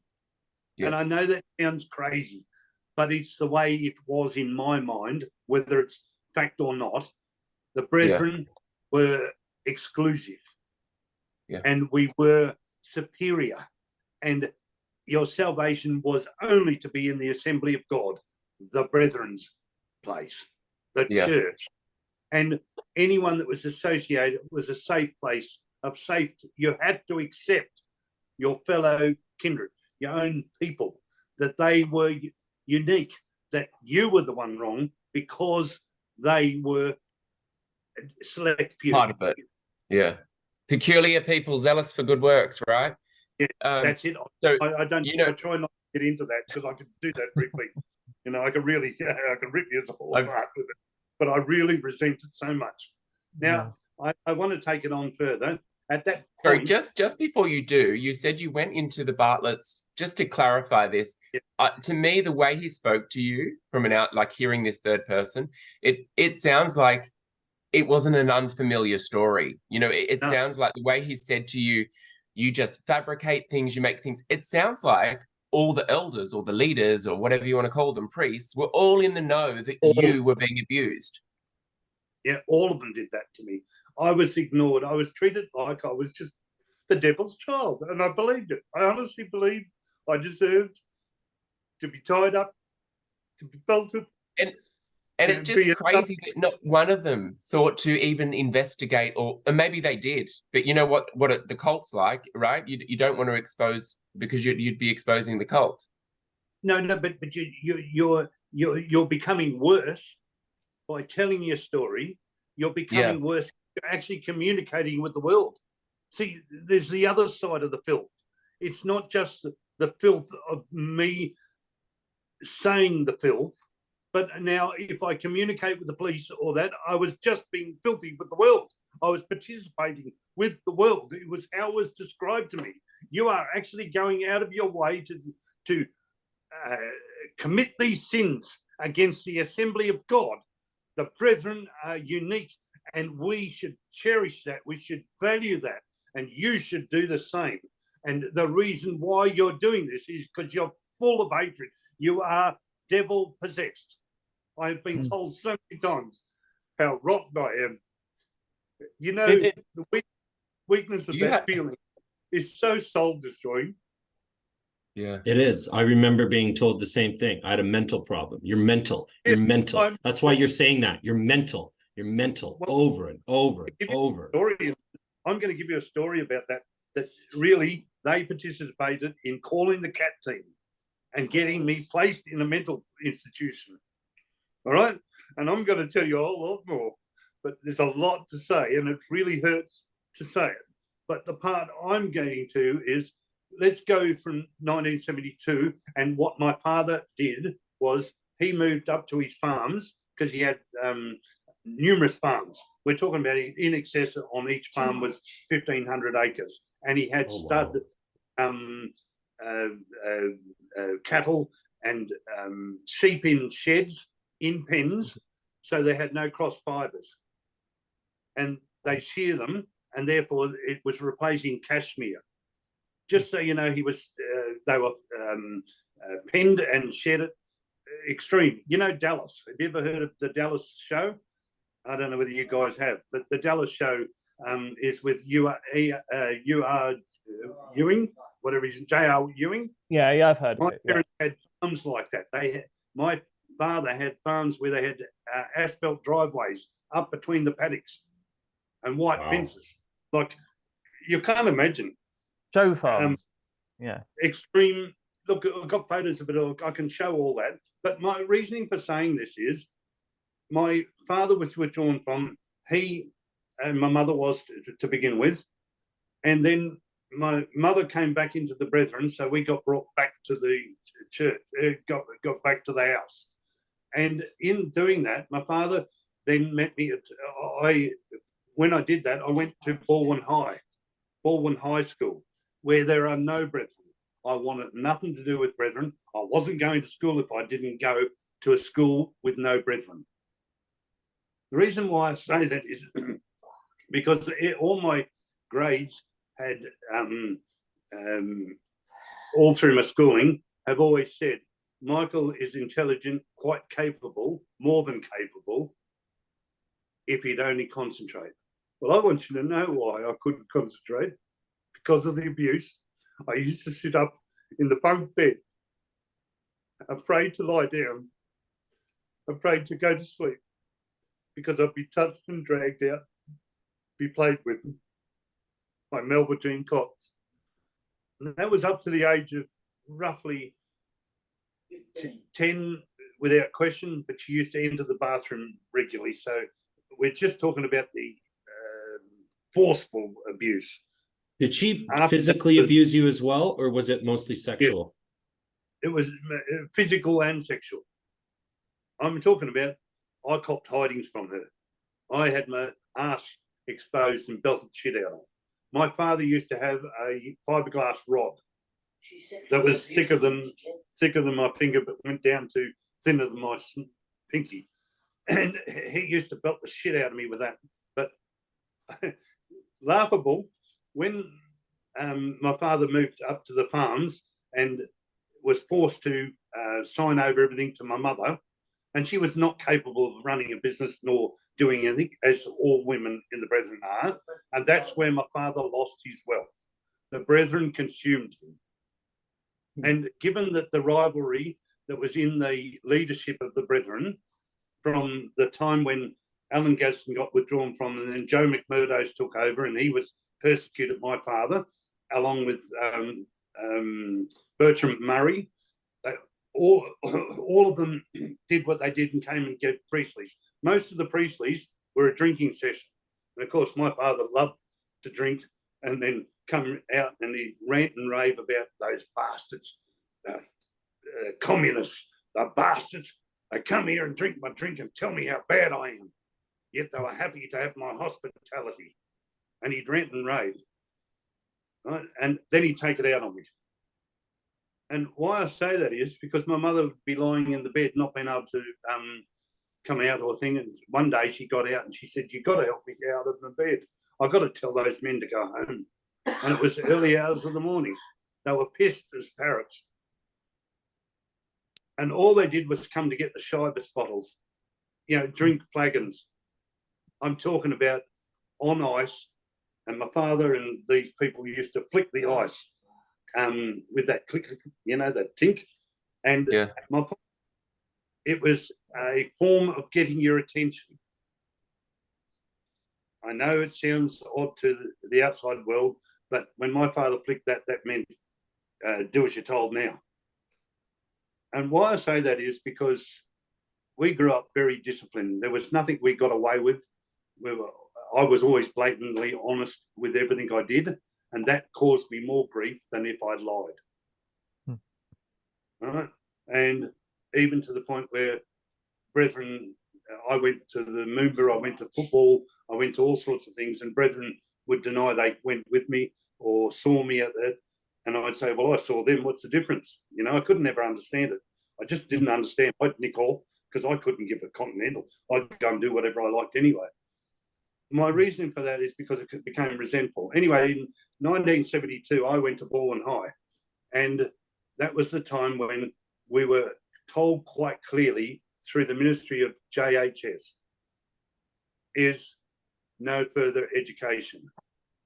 It was seriously, you're not going to be educated. So I was the first of the young people that were never going to be educated. And in doing that, my father, because I went to North Bourne or Bourne High, which is away from the Brethren and fairly remote, there was no close churches. At Belmore Road there was, but quite a way down. My father knew that he could sit out the front of the school and organise for me to get him things from home, or organise for my mother come and visit my mother. And they'd meet up in the garage of the home. But I'd leave the door open and make sure that the the automatic garage door didn't open. But they'd both come in the side door, and I'd leave them to talk to each other and keep an eye out for any of the family members, including Jean Cox. What I didn't. So can I just, for people who are not familiar with the Brethren, might just be helpful to explain that when someone is withdrawn from, they're forced to separate from the other Brethren. And if parents withdrawn from, the children are taken away from the parents and put with other Brethren to keep them within the Brethren cult. And that's what had happened to you. And what you're describing now is that your father was withdrawn from, your mother was in the Brethren, and they were breaking the rules by secretly meeting up against the Brethren's wishes, and you were kind of facilitating that to let them meet up in secret without the Brethren knowing that their wall of separation had got a hole in it. Is that the situation? Yes. And then just so you know, the funny thing is, when we returned to home, I went out of my way to find all the belts and all the sticks and all the bamboo rods and all the fiberglass rods, and I burnt them up the backyard. I burnt all the thongs, I burnt all the slippers, everything I could find that would do any harm to me, because I knew my mother couldn't do it to me anymore because I was getting stronger and older. Remember, I'd grown to 6'3". I was now developing into what we'd call a man. I'd learnt what my body did, so I self-pleasured. And people don't understand that, but it was a physical self-abuse. Yeah. Because I figured that if I did it enough, I'd bleed and no one would touch me. Oh, fuck. That's terrible. Then we go on further. My father would say to me, can you get me this? Can you get me that? And then as we got older, I got familiar with, I always said, no, I'll go and live with Bill Joyce. I lived with Bill and Pauline Joyce. I want you to know they were lovely people. They were people that didn't have children, but I fitted in really well. They were not liked, and Bill was referred to by many people as Auntie Bill, and Pauline was referred to as Uncle Pauline, because she was the one that wore the pants in the family. But he was a very wealthy man, and he was a very kind, compassionate man. In 1982, and I'm moving on fast because I don't want to bore everyone for too much, but when we moved into 1982, I got told that I'm not going to have my house, that I've got to sign up, buy the business from my father, which was Specialty Stones Landscaping, and that I was to buy the business on the books for $17,500, which was the cash I had in the bank that Jean orchestrated to be transferred to my parents, so that the separation factor happened with the Brethren and my parents for the purpose of to accommodate the position. And it was told to me that it would be all fixed when my parents got restored. You lost your house? I lost my home. I bought a shitload of debt. Everything was leased. I can give you paperwork to show it. The accountant died only 2 years ago that was going to testify for me. He said, Mick, you've got to tell your story because it's the sickest thing. He said, I've never seen anyone so ill-treated. We still paid the debts after. And I still paid the debts after we were married. Now, I wanted to explain to you, when I got married, before I got married, I received so many letters. You know, group text for people you didn't even have working for you. Yeah. I received letters from so many individuals saying that it was disgusting what I was doing, that I was going out into the wilderness, and that for me to marry Debbie was the worst thing I could do in my life. I've got it in writing. I've got signatures telling you, from Melbourne Jean Cox to all sorts of people. David Stewart. I was going to say, but go on. Sorry, who did you say? From who? From my grandfather, Alan Kilgour John, from Hilda Minnie John. They were my mother's parents. From David Stewart, from Uni Stewart, from... Is this the David Stewart from Sydney? Oh, yes, Kellyville? Yes, Kellyville. And I've got their signatures and everything. They think I haven't got it all, but I've been a hoarder all my life because I needed one day to tell this story. I so many times attempted suicide that I now know I wasn't going to be successful, because I need to do this to set others free. Yes. And maybe I'll get peace. Thank you. You will. And it's important to tell you this because in the exercise of the 1982, my father, 1972, my father had to transfer everything into my mother's name, and he took the farms, which was a huge expense, flamboyant farms. But my purpose of selling you that was Mark Nipper is Lance Nipper, who's the trustee of the local Brethren Church. Mark Nipper orchestrated all those changes of names and ownerships of, for example, the building that was supposed to be 4 boys. They stole it. 7-story building in the heart of Melbourne that should have been 4 boys.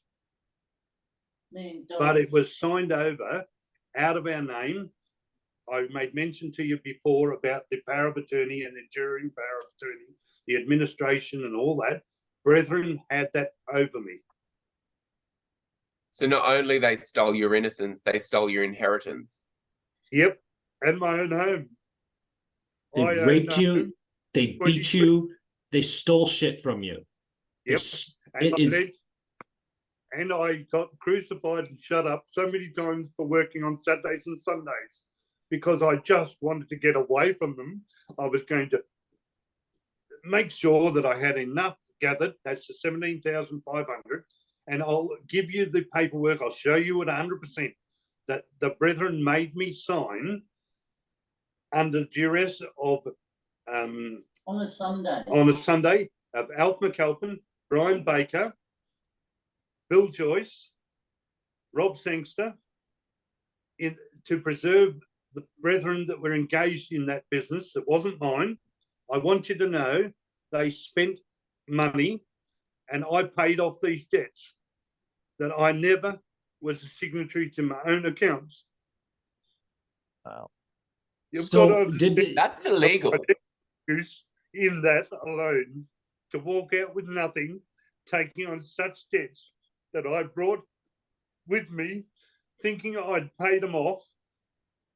When I got married, I got a group certificate and got group tax to pay that the people you didn't even have. I didn't employ.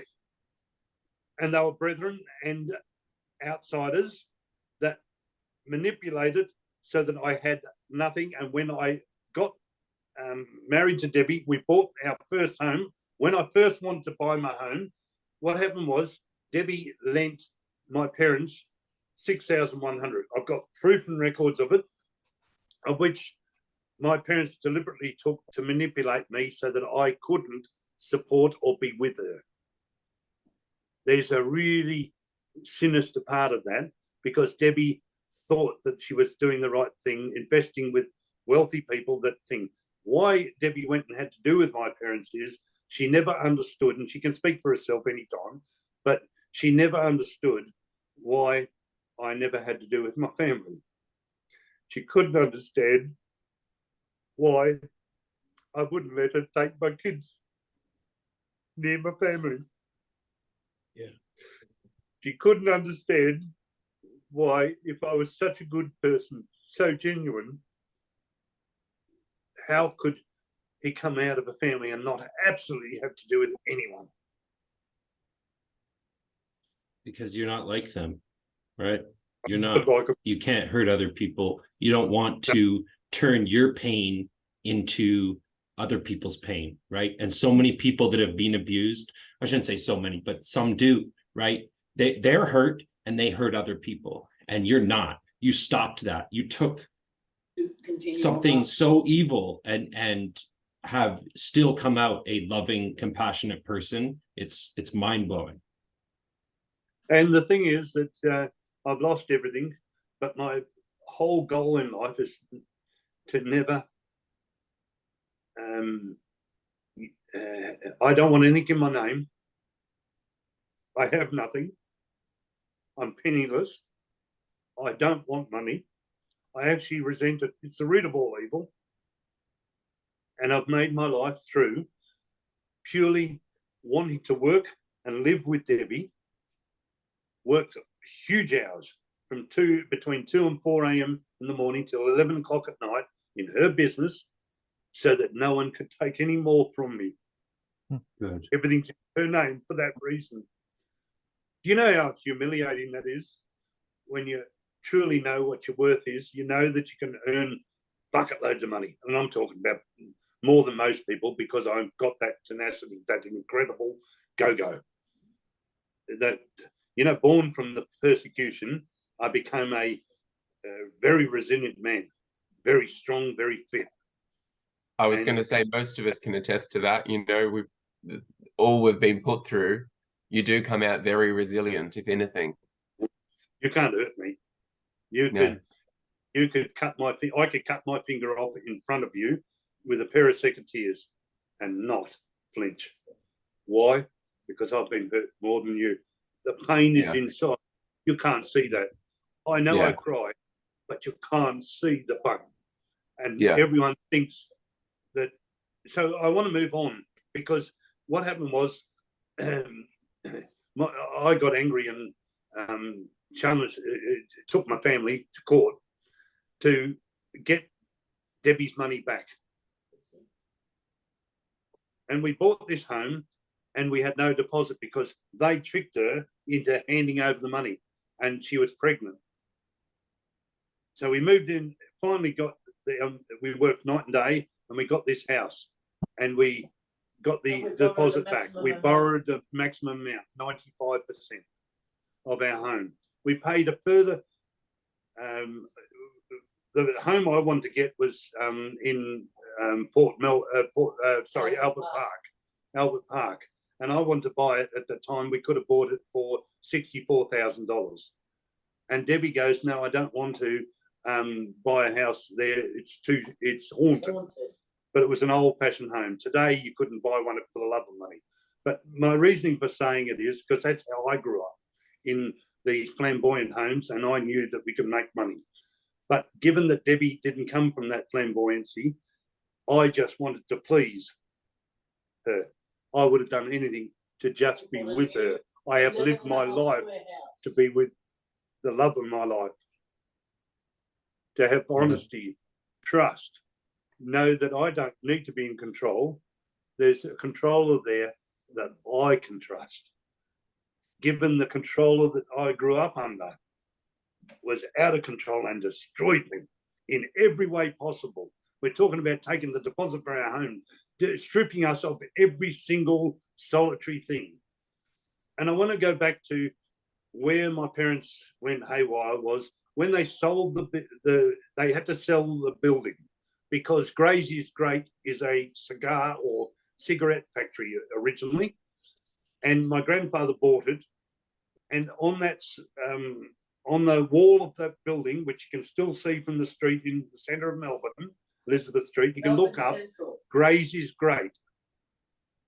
And it's a cigar or cigarette company, and it was to promote them.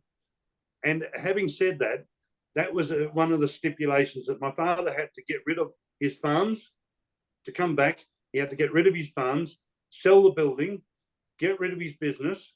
Originally, he was typesetting and printing and offered, he was going computerized, and they wanted him to get rid of his computers, get rid of his two-way radios in his cars, because he had more cars flying around picking up all the proofreading that he, you know, for all the advertising for Myers and all the big wig companies. He did all the typesetting and printing for them. And why I'm saying it is, the Brethren walked out on my family on the Tuesday night. So let's call it 100 people guaranteed, but maybe more, even possibly up to 200, maybe more too. But for the sake of knowing that, I can definitely tell you 100 Brethren walked out overnight when my father was withdrawn from it.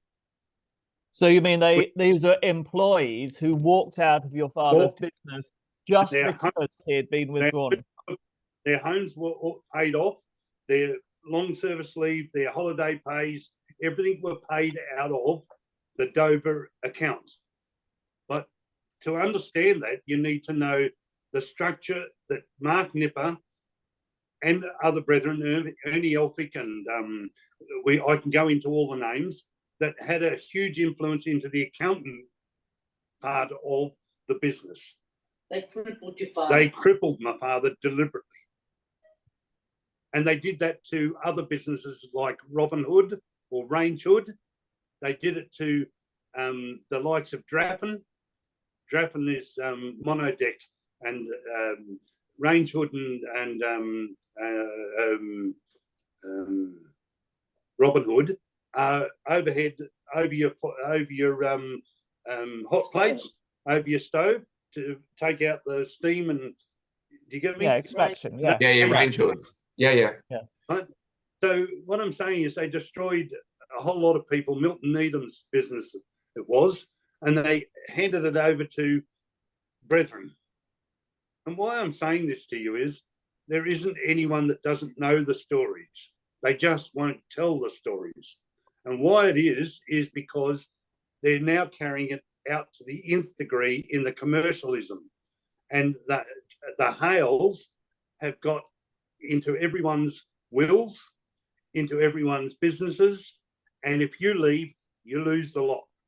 Well, I lost a lot. Not signing, they signed. Do you get it? They signed in your name.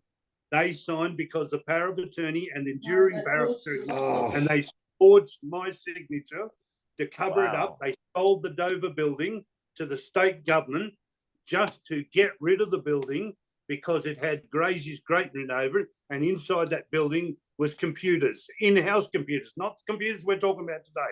And today they have fucking mobile phones.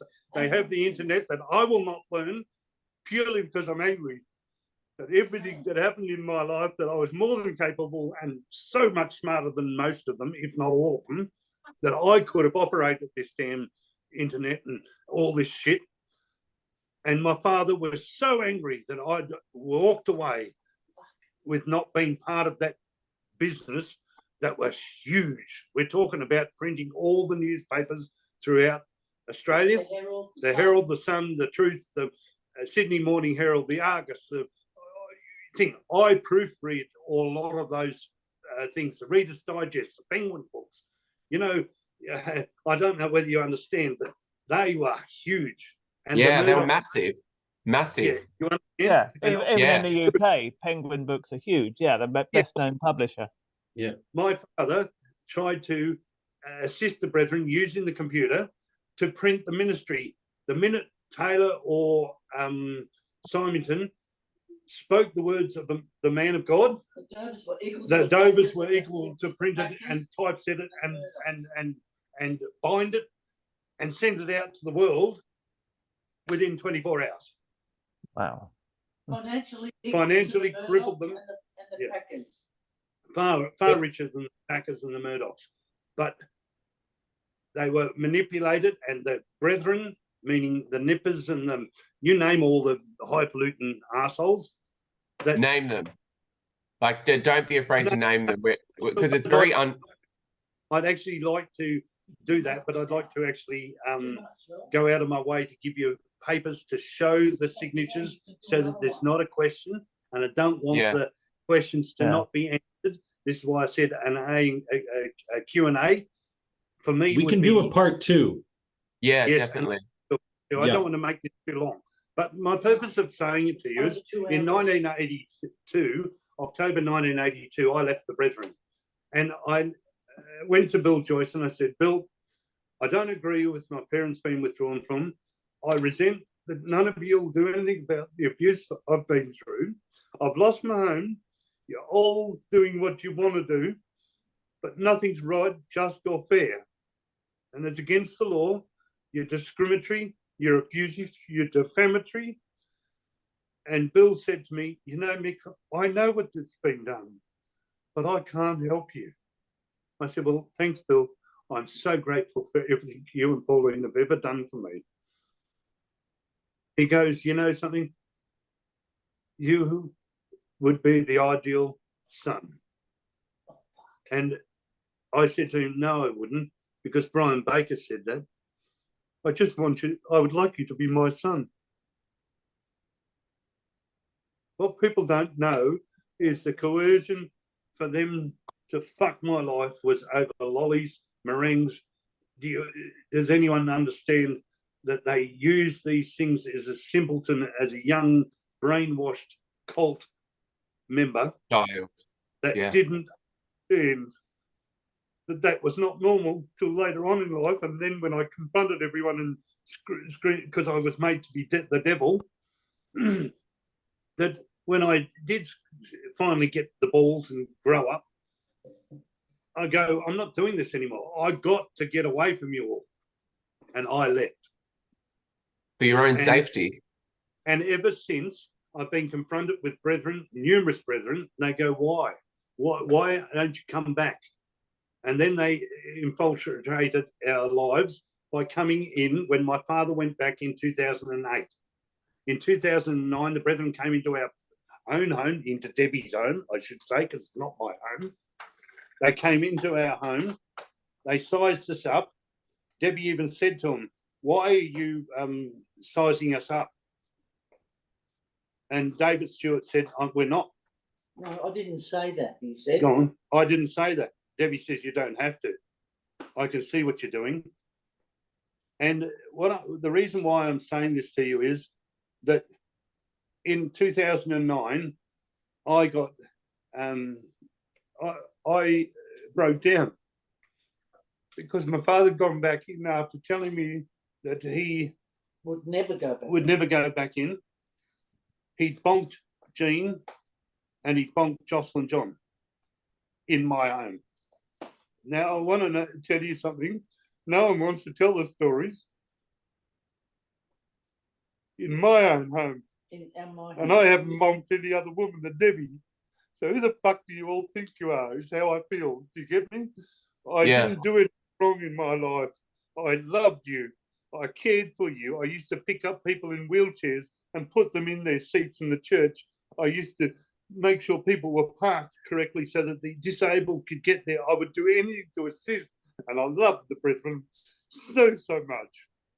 And now I'm an opposer because I'm speaking out again. And I've spent 40 years trying to cut it off. And I haven't been successful, to the point where Debbie had a situation where she got a brain injury. She fell down a drain. A vehicle ran out of fuel. And when I rocked up there, it really affected me seeing her lying on the road, because I know that I had lied on the road once, been belted shit out of by my father. And brethren knew about that. I was caned so bad I couldn't walk. And why I'm saying it to you is it affected me dramatically because Debbie was harmed, the love of my life. And it just brought back all the shit that happened. I didn't get over it in a hurry real well. And given that we're in a position where we should have been able to retire, I was now going to have to help my wife. She's lost her taste, her smell. She's lost most of her organs of her body. She's profoundly deaf in the right ear, 79% lost in the left ear. She's totally a changed person who has been disabled to such an extent that even Molly Meldrum was in Epworth with him. I want you to know when in 2012 I went into Epworth with Debbie because I finally got her help. I spent 9 years fighting the courts to prove that Debbie was not drunk, that she was ill-treated by the Maroondah Hospital, and that the blood wasn't taken from her, that she was not drunk, she actually was brain injured. My wife lost so much weight that she went down by, we're talking about phenomenal amount of kilos, and I don't want to over-exaggerate it, but from the point of it being 40 kilos less there, all right? And I picked her up and I bathed her. I've been caring for her ever since. My whole point is a lonely man with no one that gives a damn, and they walk into our home in 2009 and tell us, you can come back in, but we'll give you a home, we'll make sure you never have to work again, all the things. And the sick part about it is, my father went back in there after being a filthy person, in my opinion. But my whole subject to tell you is that Debbie was at her most vulnerable. She would never have joined the Brethren. She would, if she was thinking straight. But I had to convince her not to go near them, stay away. Even her, she was fascinated by how they actually were appealing. They entered our home, and I'll tell you the people's names: Richard Garrett, David Stewart, Jeff Fish, Doug Burgess, all came into our home to try and coerce us to go back in. They organised to go to the church for Debbie. They even organised a dress. She has never worn a dress other than the wedding in her life. Right? The audacity. All right. And they said that she could come in, that she was God's sister. This is how convincing they were, while she was a brain-injured woman. Now, why I'm saying it to you is my father went back in after telling our kids, and he'd not met them, so much so that he said to them, he'll never go back in. They were communists. They were worse than communism. But he went back in because he was broke. And he went back in with Gene Cox. And John Hales apologised to him. Can you see my analogy? How sick it is to apologise to a perpetrator. Wait, so your dad went back into the PBCC with your abuser? Yes, and Jocelyn and Graham John went in as well at that same time. So I broke down. Anyway, I remember hearing about this because I'm like Sydney, so I remember. But again, they all went back because they were lonely and didn't have money, and that's unfortunate. They were penniless. Now I wanted you to know something. Gene Cox bombed my father for all those years after my mother died. She died in 1987, wasn't it? 88. My mother wanted to take a life, and she did take a life. She wanted to take it on the 25th, but there were visitors. Of December. Of the 25th of December. And it was like a Remembrance Day that you can never forget. Instead of Christmas, so it was your mother died. Yeah, it was after and I'm telling you the manipulation of brethren thinking. It's sick. Yeah. And it's so ingrained. I'll forgive him. You tell Mick, I forgive him. You have no idea how sick that is. Yeah. My point, Jean put on my mother's rings, and my family was so distraught over that. They saw her with these big fuck off diamonds. We're talking about not half carats, maybe 2 carats, big shit. We're talking about expensive. Not that it means anything to me, but I'm just explaining it so that people understand that she would wear all these things and think. Now I'm going to explain to you. She also, before she went back into the Brethren, she took all the Renaware. I don't know whether you know what Renaware is, but it's cookware. She took that out of the house, removed it after it was given to Debbie. She removed it out of the house and took it to her family, the Coxes. By the way, John, whatever his name is, I can't think of the name, starts with F, is a copper. Fuchs. And John Fuchs is a copper, and he received stolen goods.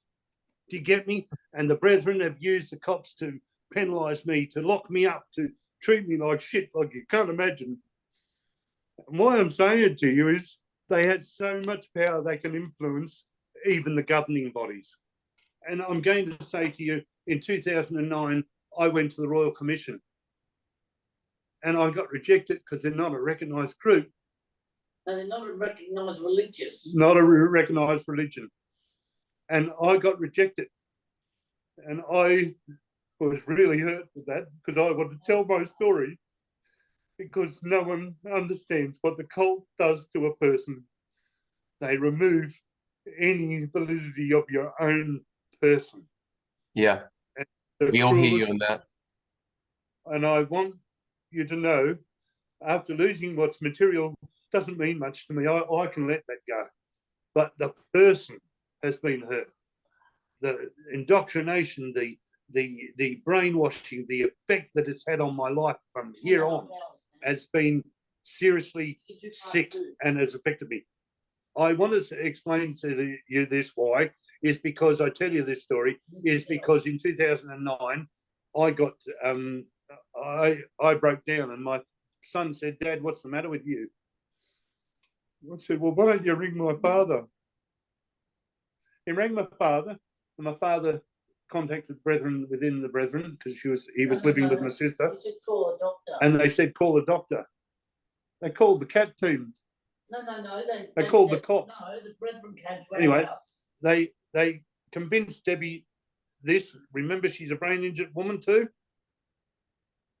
They told me to call the severely hospital. brain injured.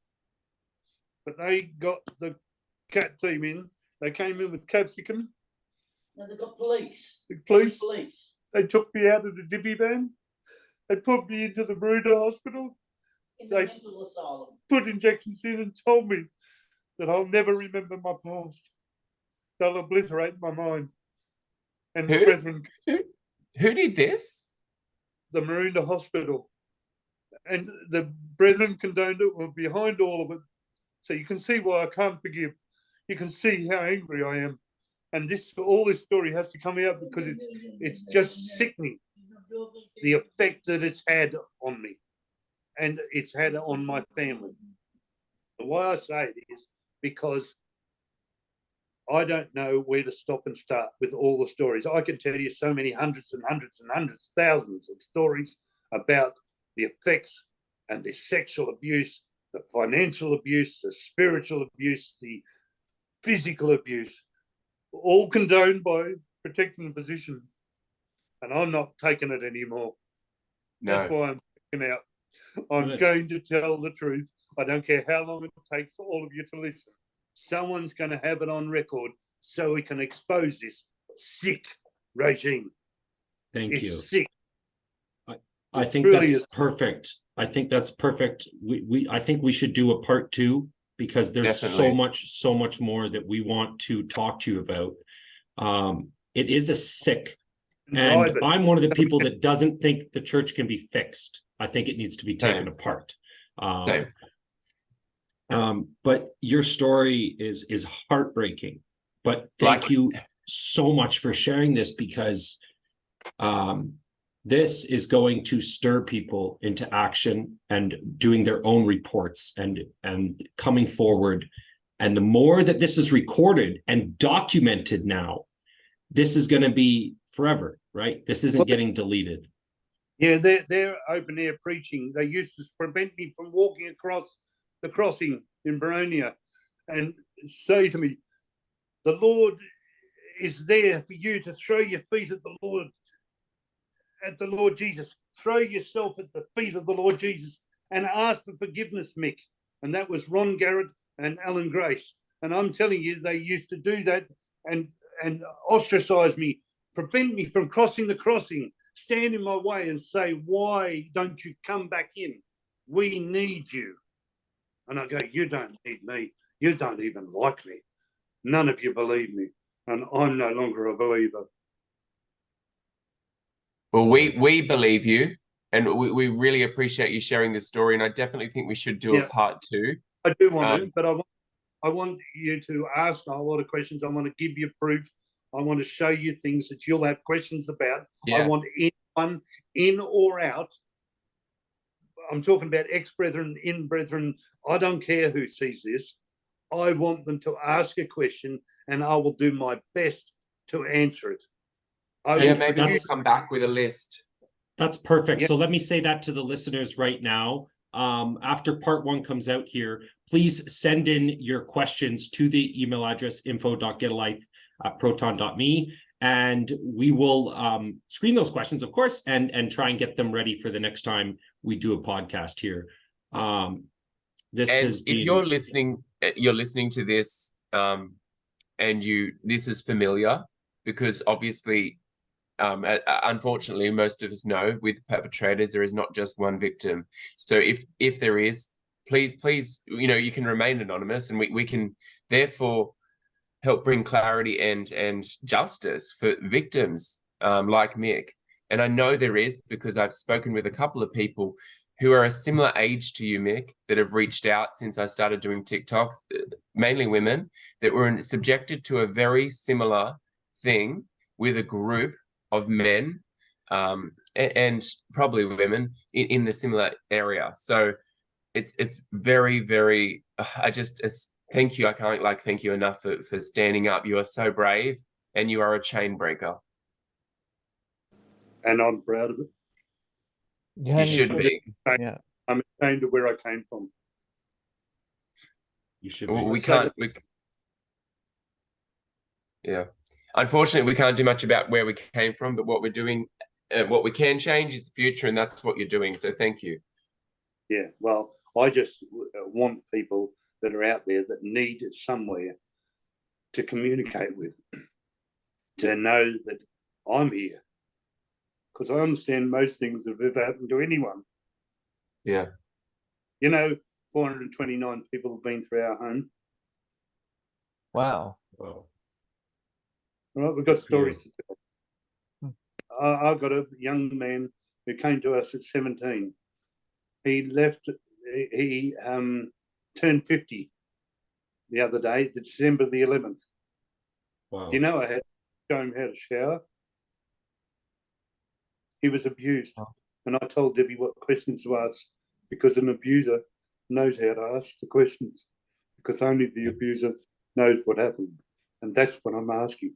Just come and talk to me. I am the most peaceful person. I only want peace, and I want to share your personal journey so that I can show you absolute respect, not judge you. The thing I resent most of the brethren is the judgment they make of one another. And I just want you to know, anyone that's listening, that I am here with one purpose, not to judge, to help and harm not a solitary soul. And create that safe landing pad for other victims. But I've got people in my life that have helped leave the cult over the last 7 years who are too afraid at this point to speak up about what has happened to them. I'm sure it will come, but it's people like yourself, Mick, that are coming forward and telling your story, and like Cheryl, that are really creating that safe landing pad for other victims to come forward and put an end to this abuse, this generational cult that abuses and hides abusers, that harbors abusers, that will not acknowledge their part in it. No, that's right. And you know, all of you that have come on here, I've never spoken to you before. I've never met you. No. I don't know you. But thank you. Thank you for listening. I know I'm long-winded. I know I'm hurting. Thank you for sharing. I know I'm a miserable bastard, but I don't mean to be. I just want you to know they can hate the bastards as much as they like. I love the bastards. I love anyone that's naughty, because guess what?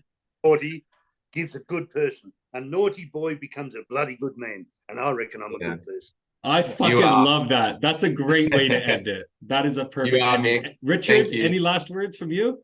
No, Mick, you're an inspiration. It's heartrending to listen to you, but it's an inspiration too, that what you've overcome and become someone who's actually a refuge for people who've been abused. And what you're doing today, I was just thinking, it's almost like today is the answer to that word you gave about be sure your sins will find you out, because today's the day when their sins will find them out. Yeah, that's why. Yeah, it's because it's so emphatic with me. It's one of the memories that a lot of brethren, especially the older ones, know of and know how the charisma I had, the vivacious expression, because I was always very well versed and focused, and I still am today. The only problem is The pain overwhelms me, and I thought I could bury it.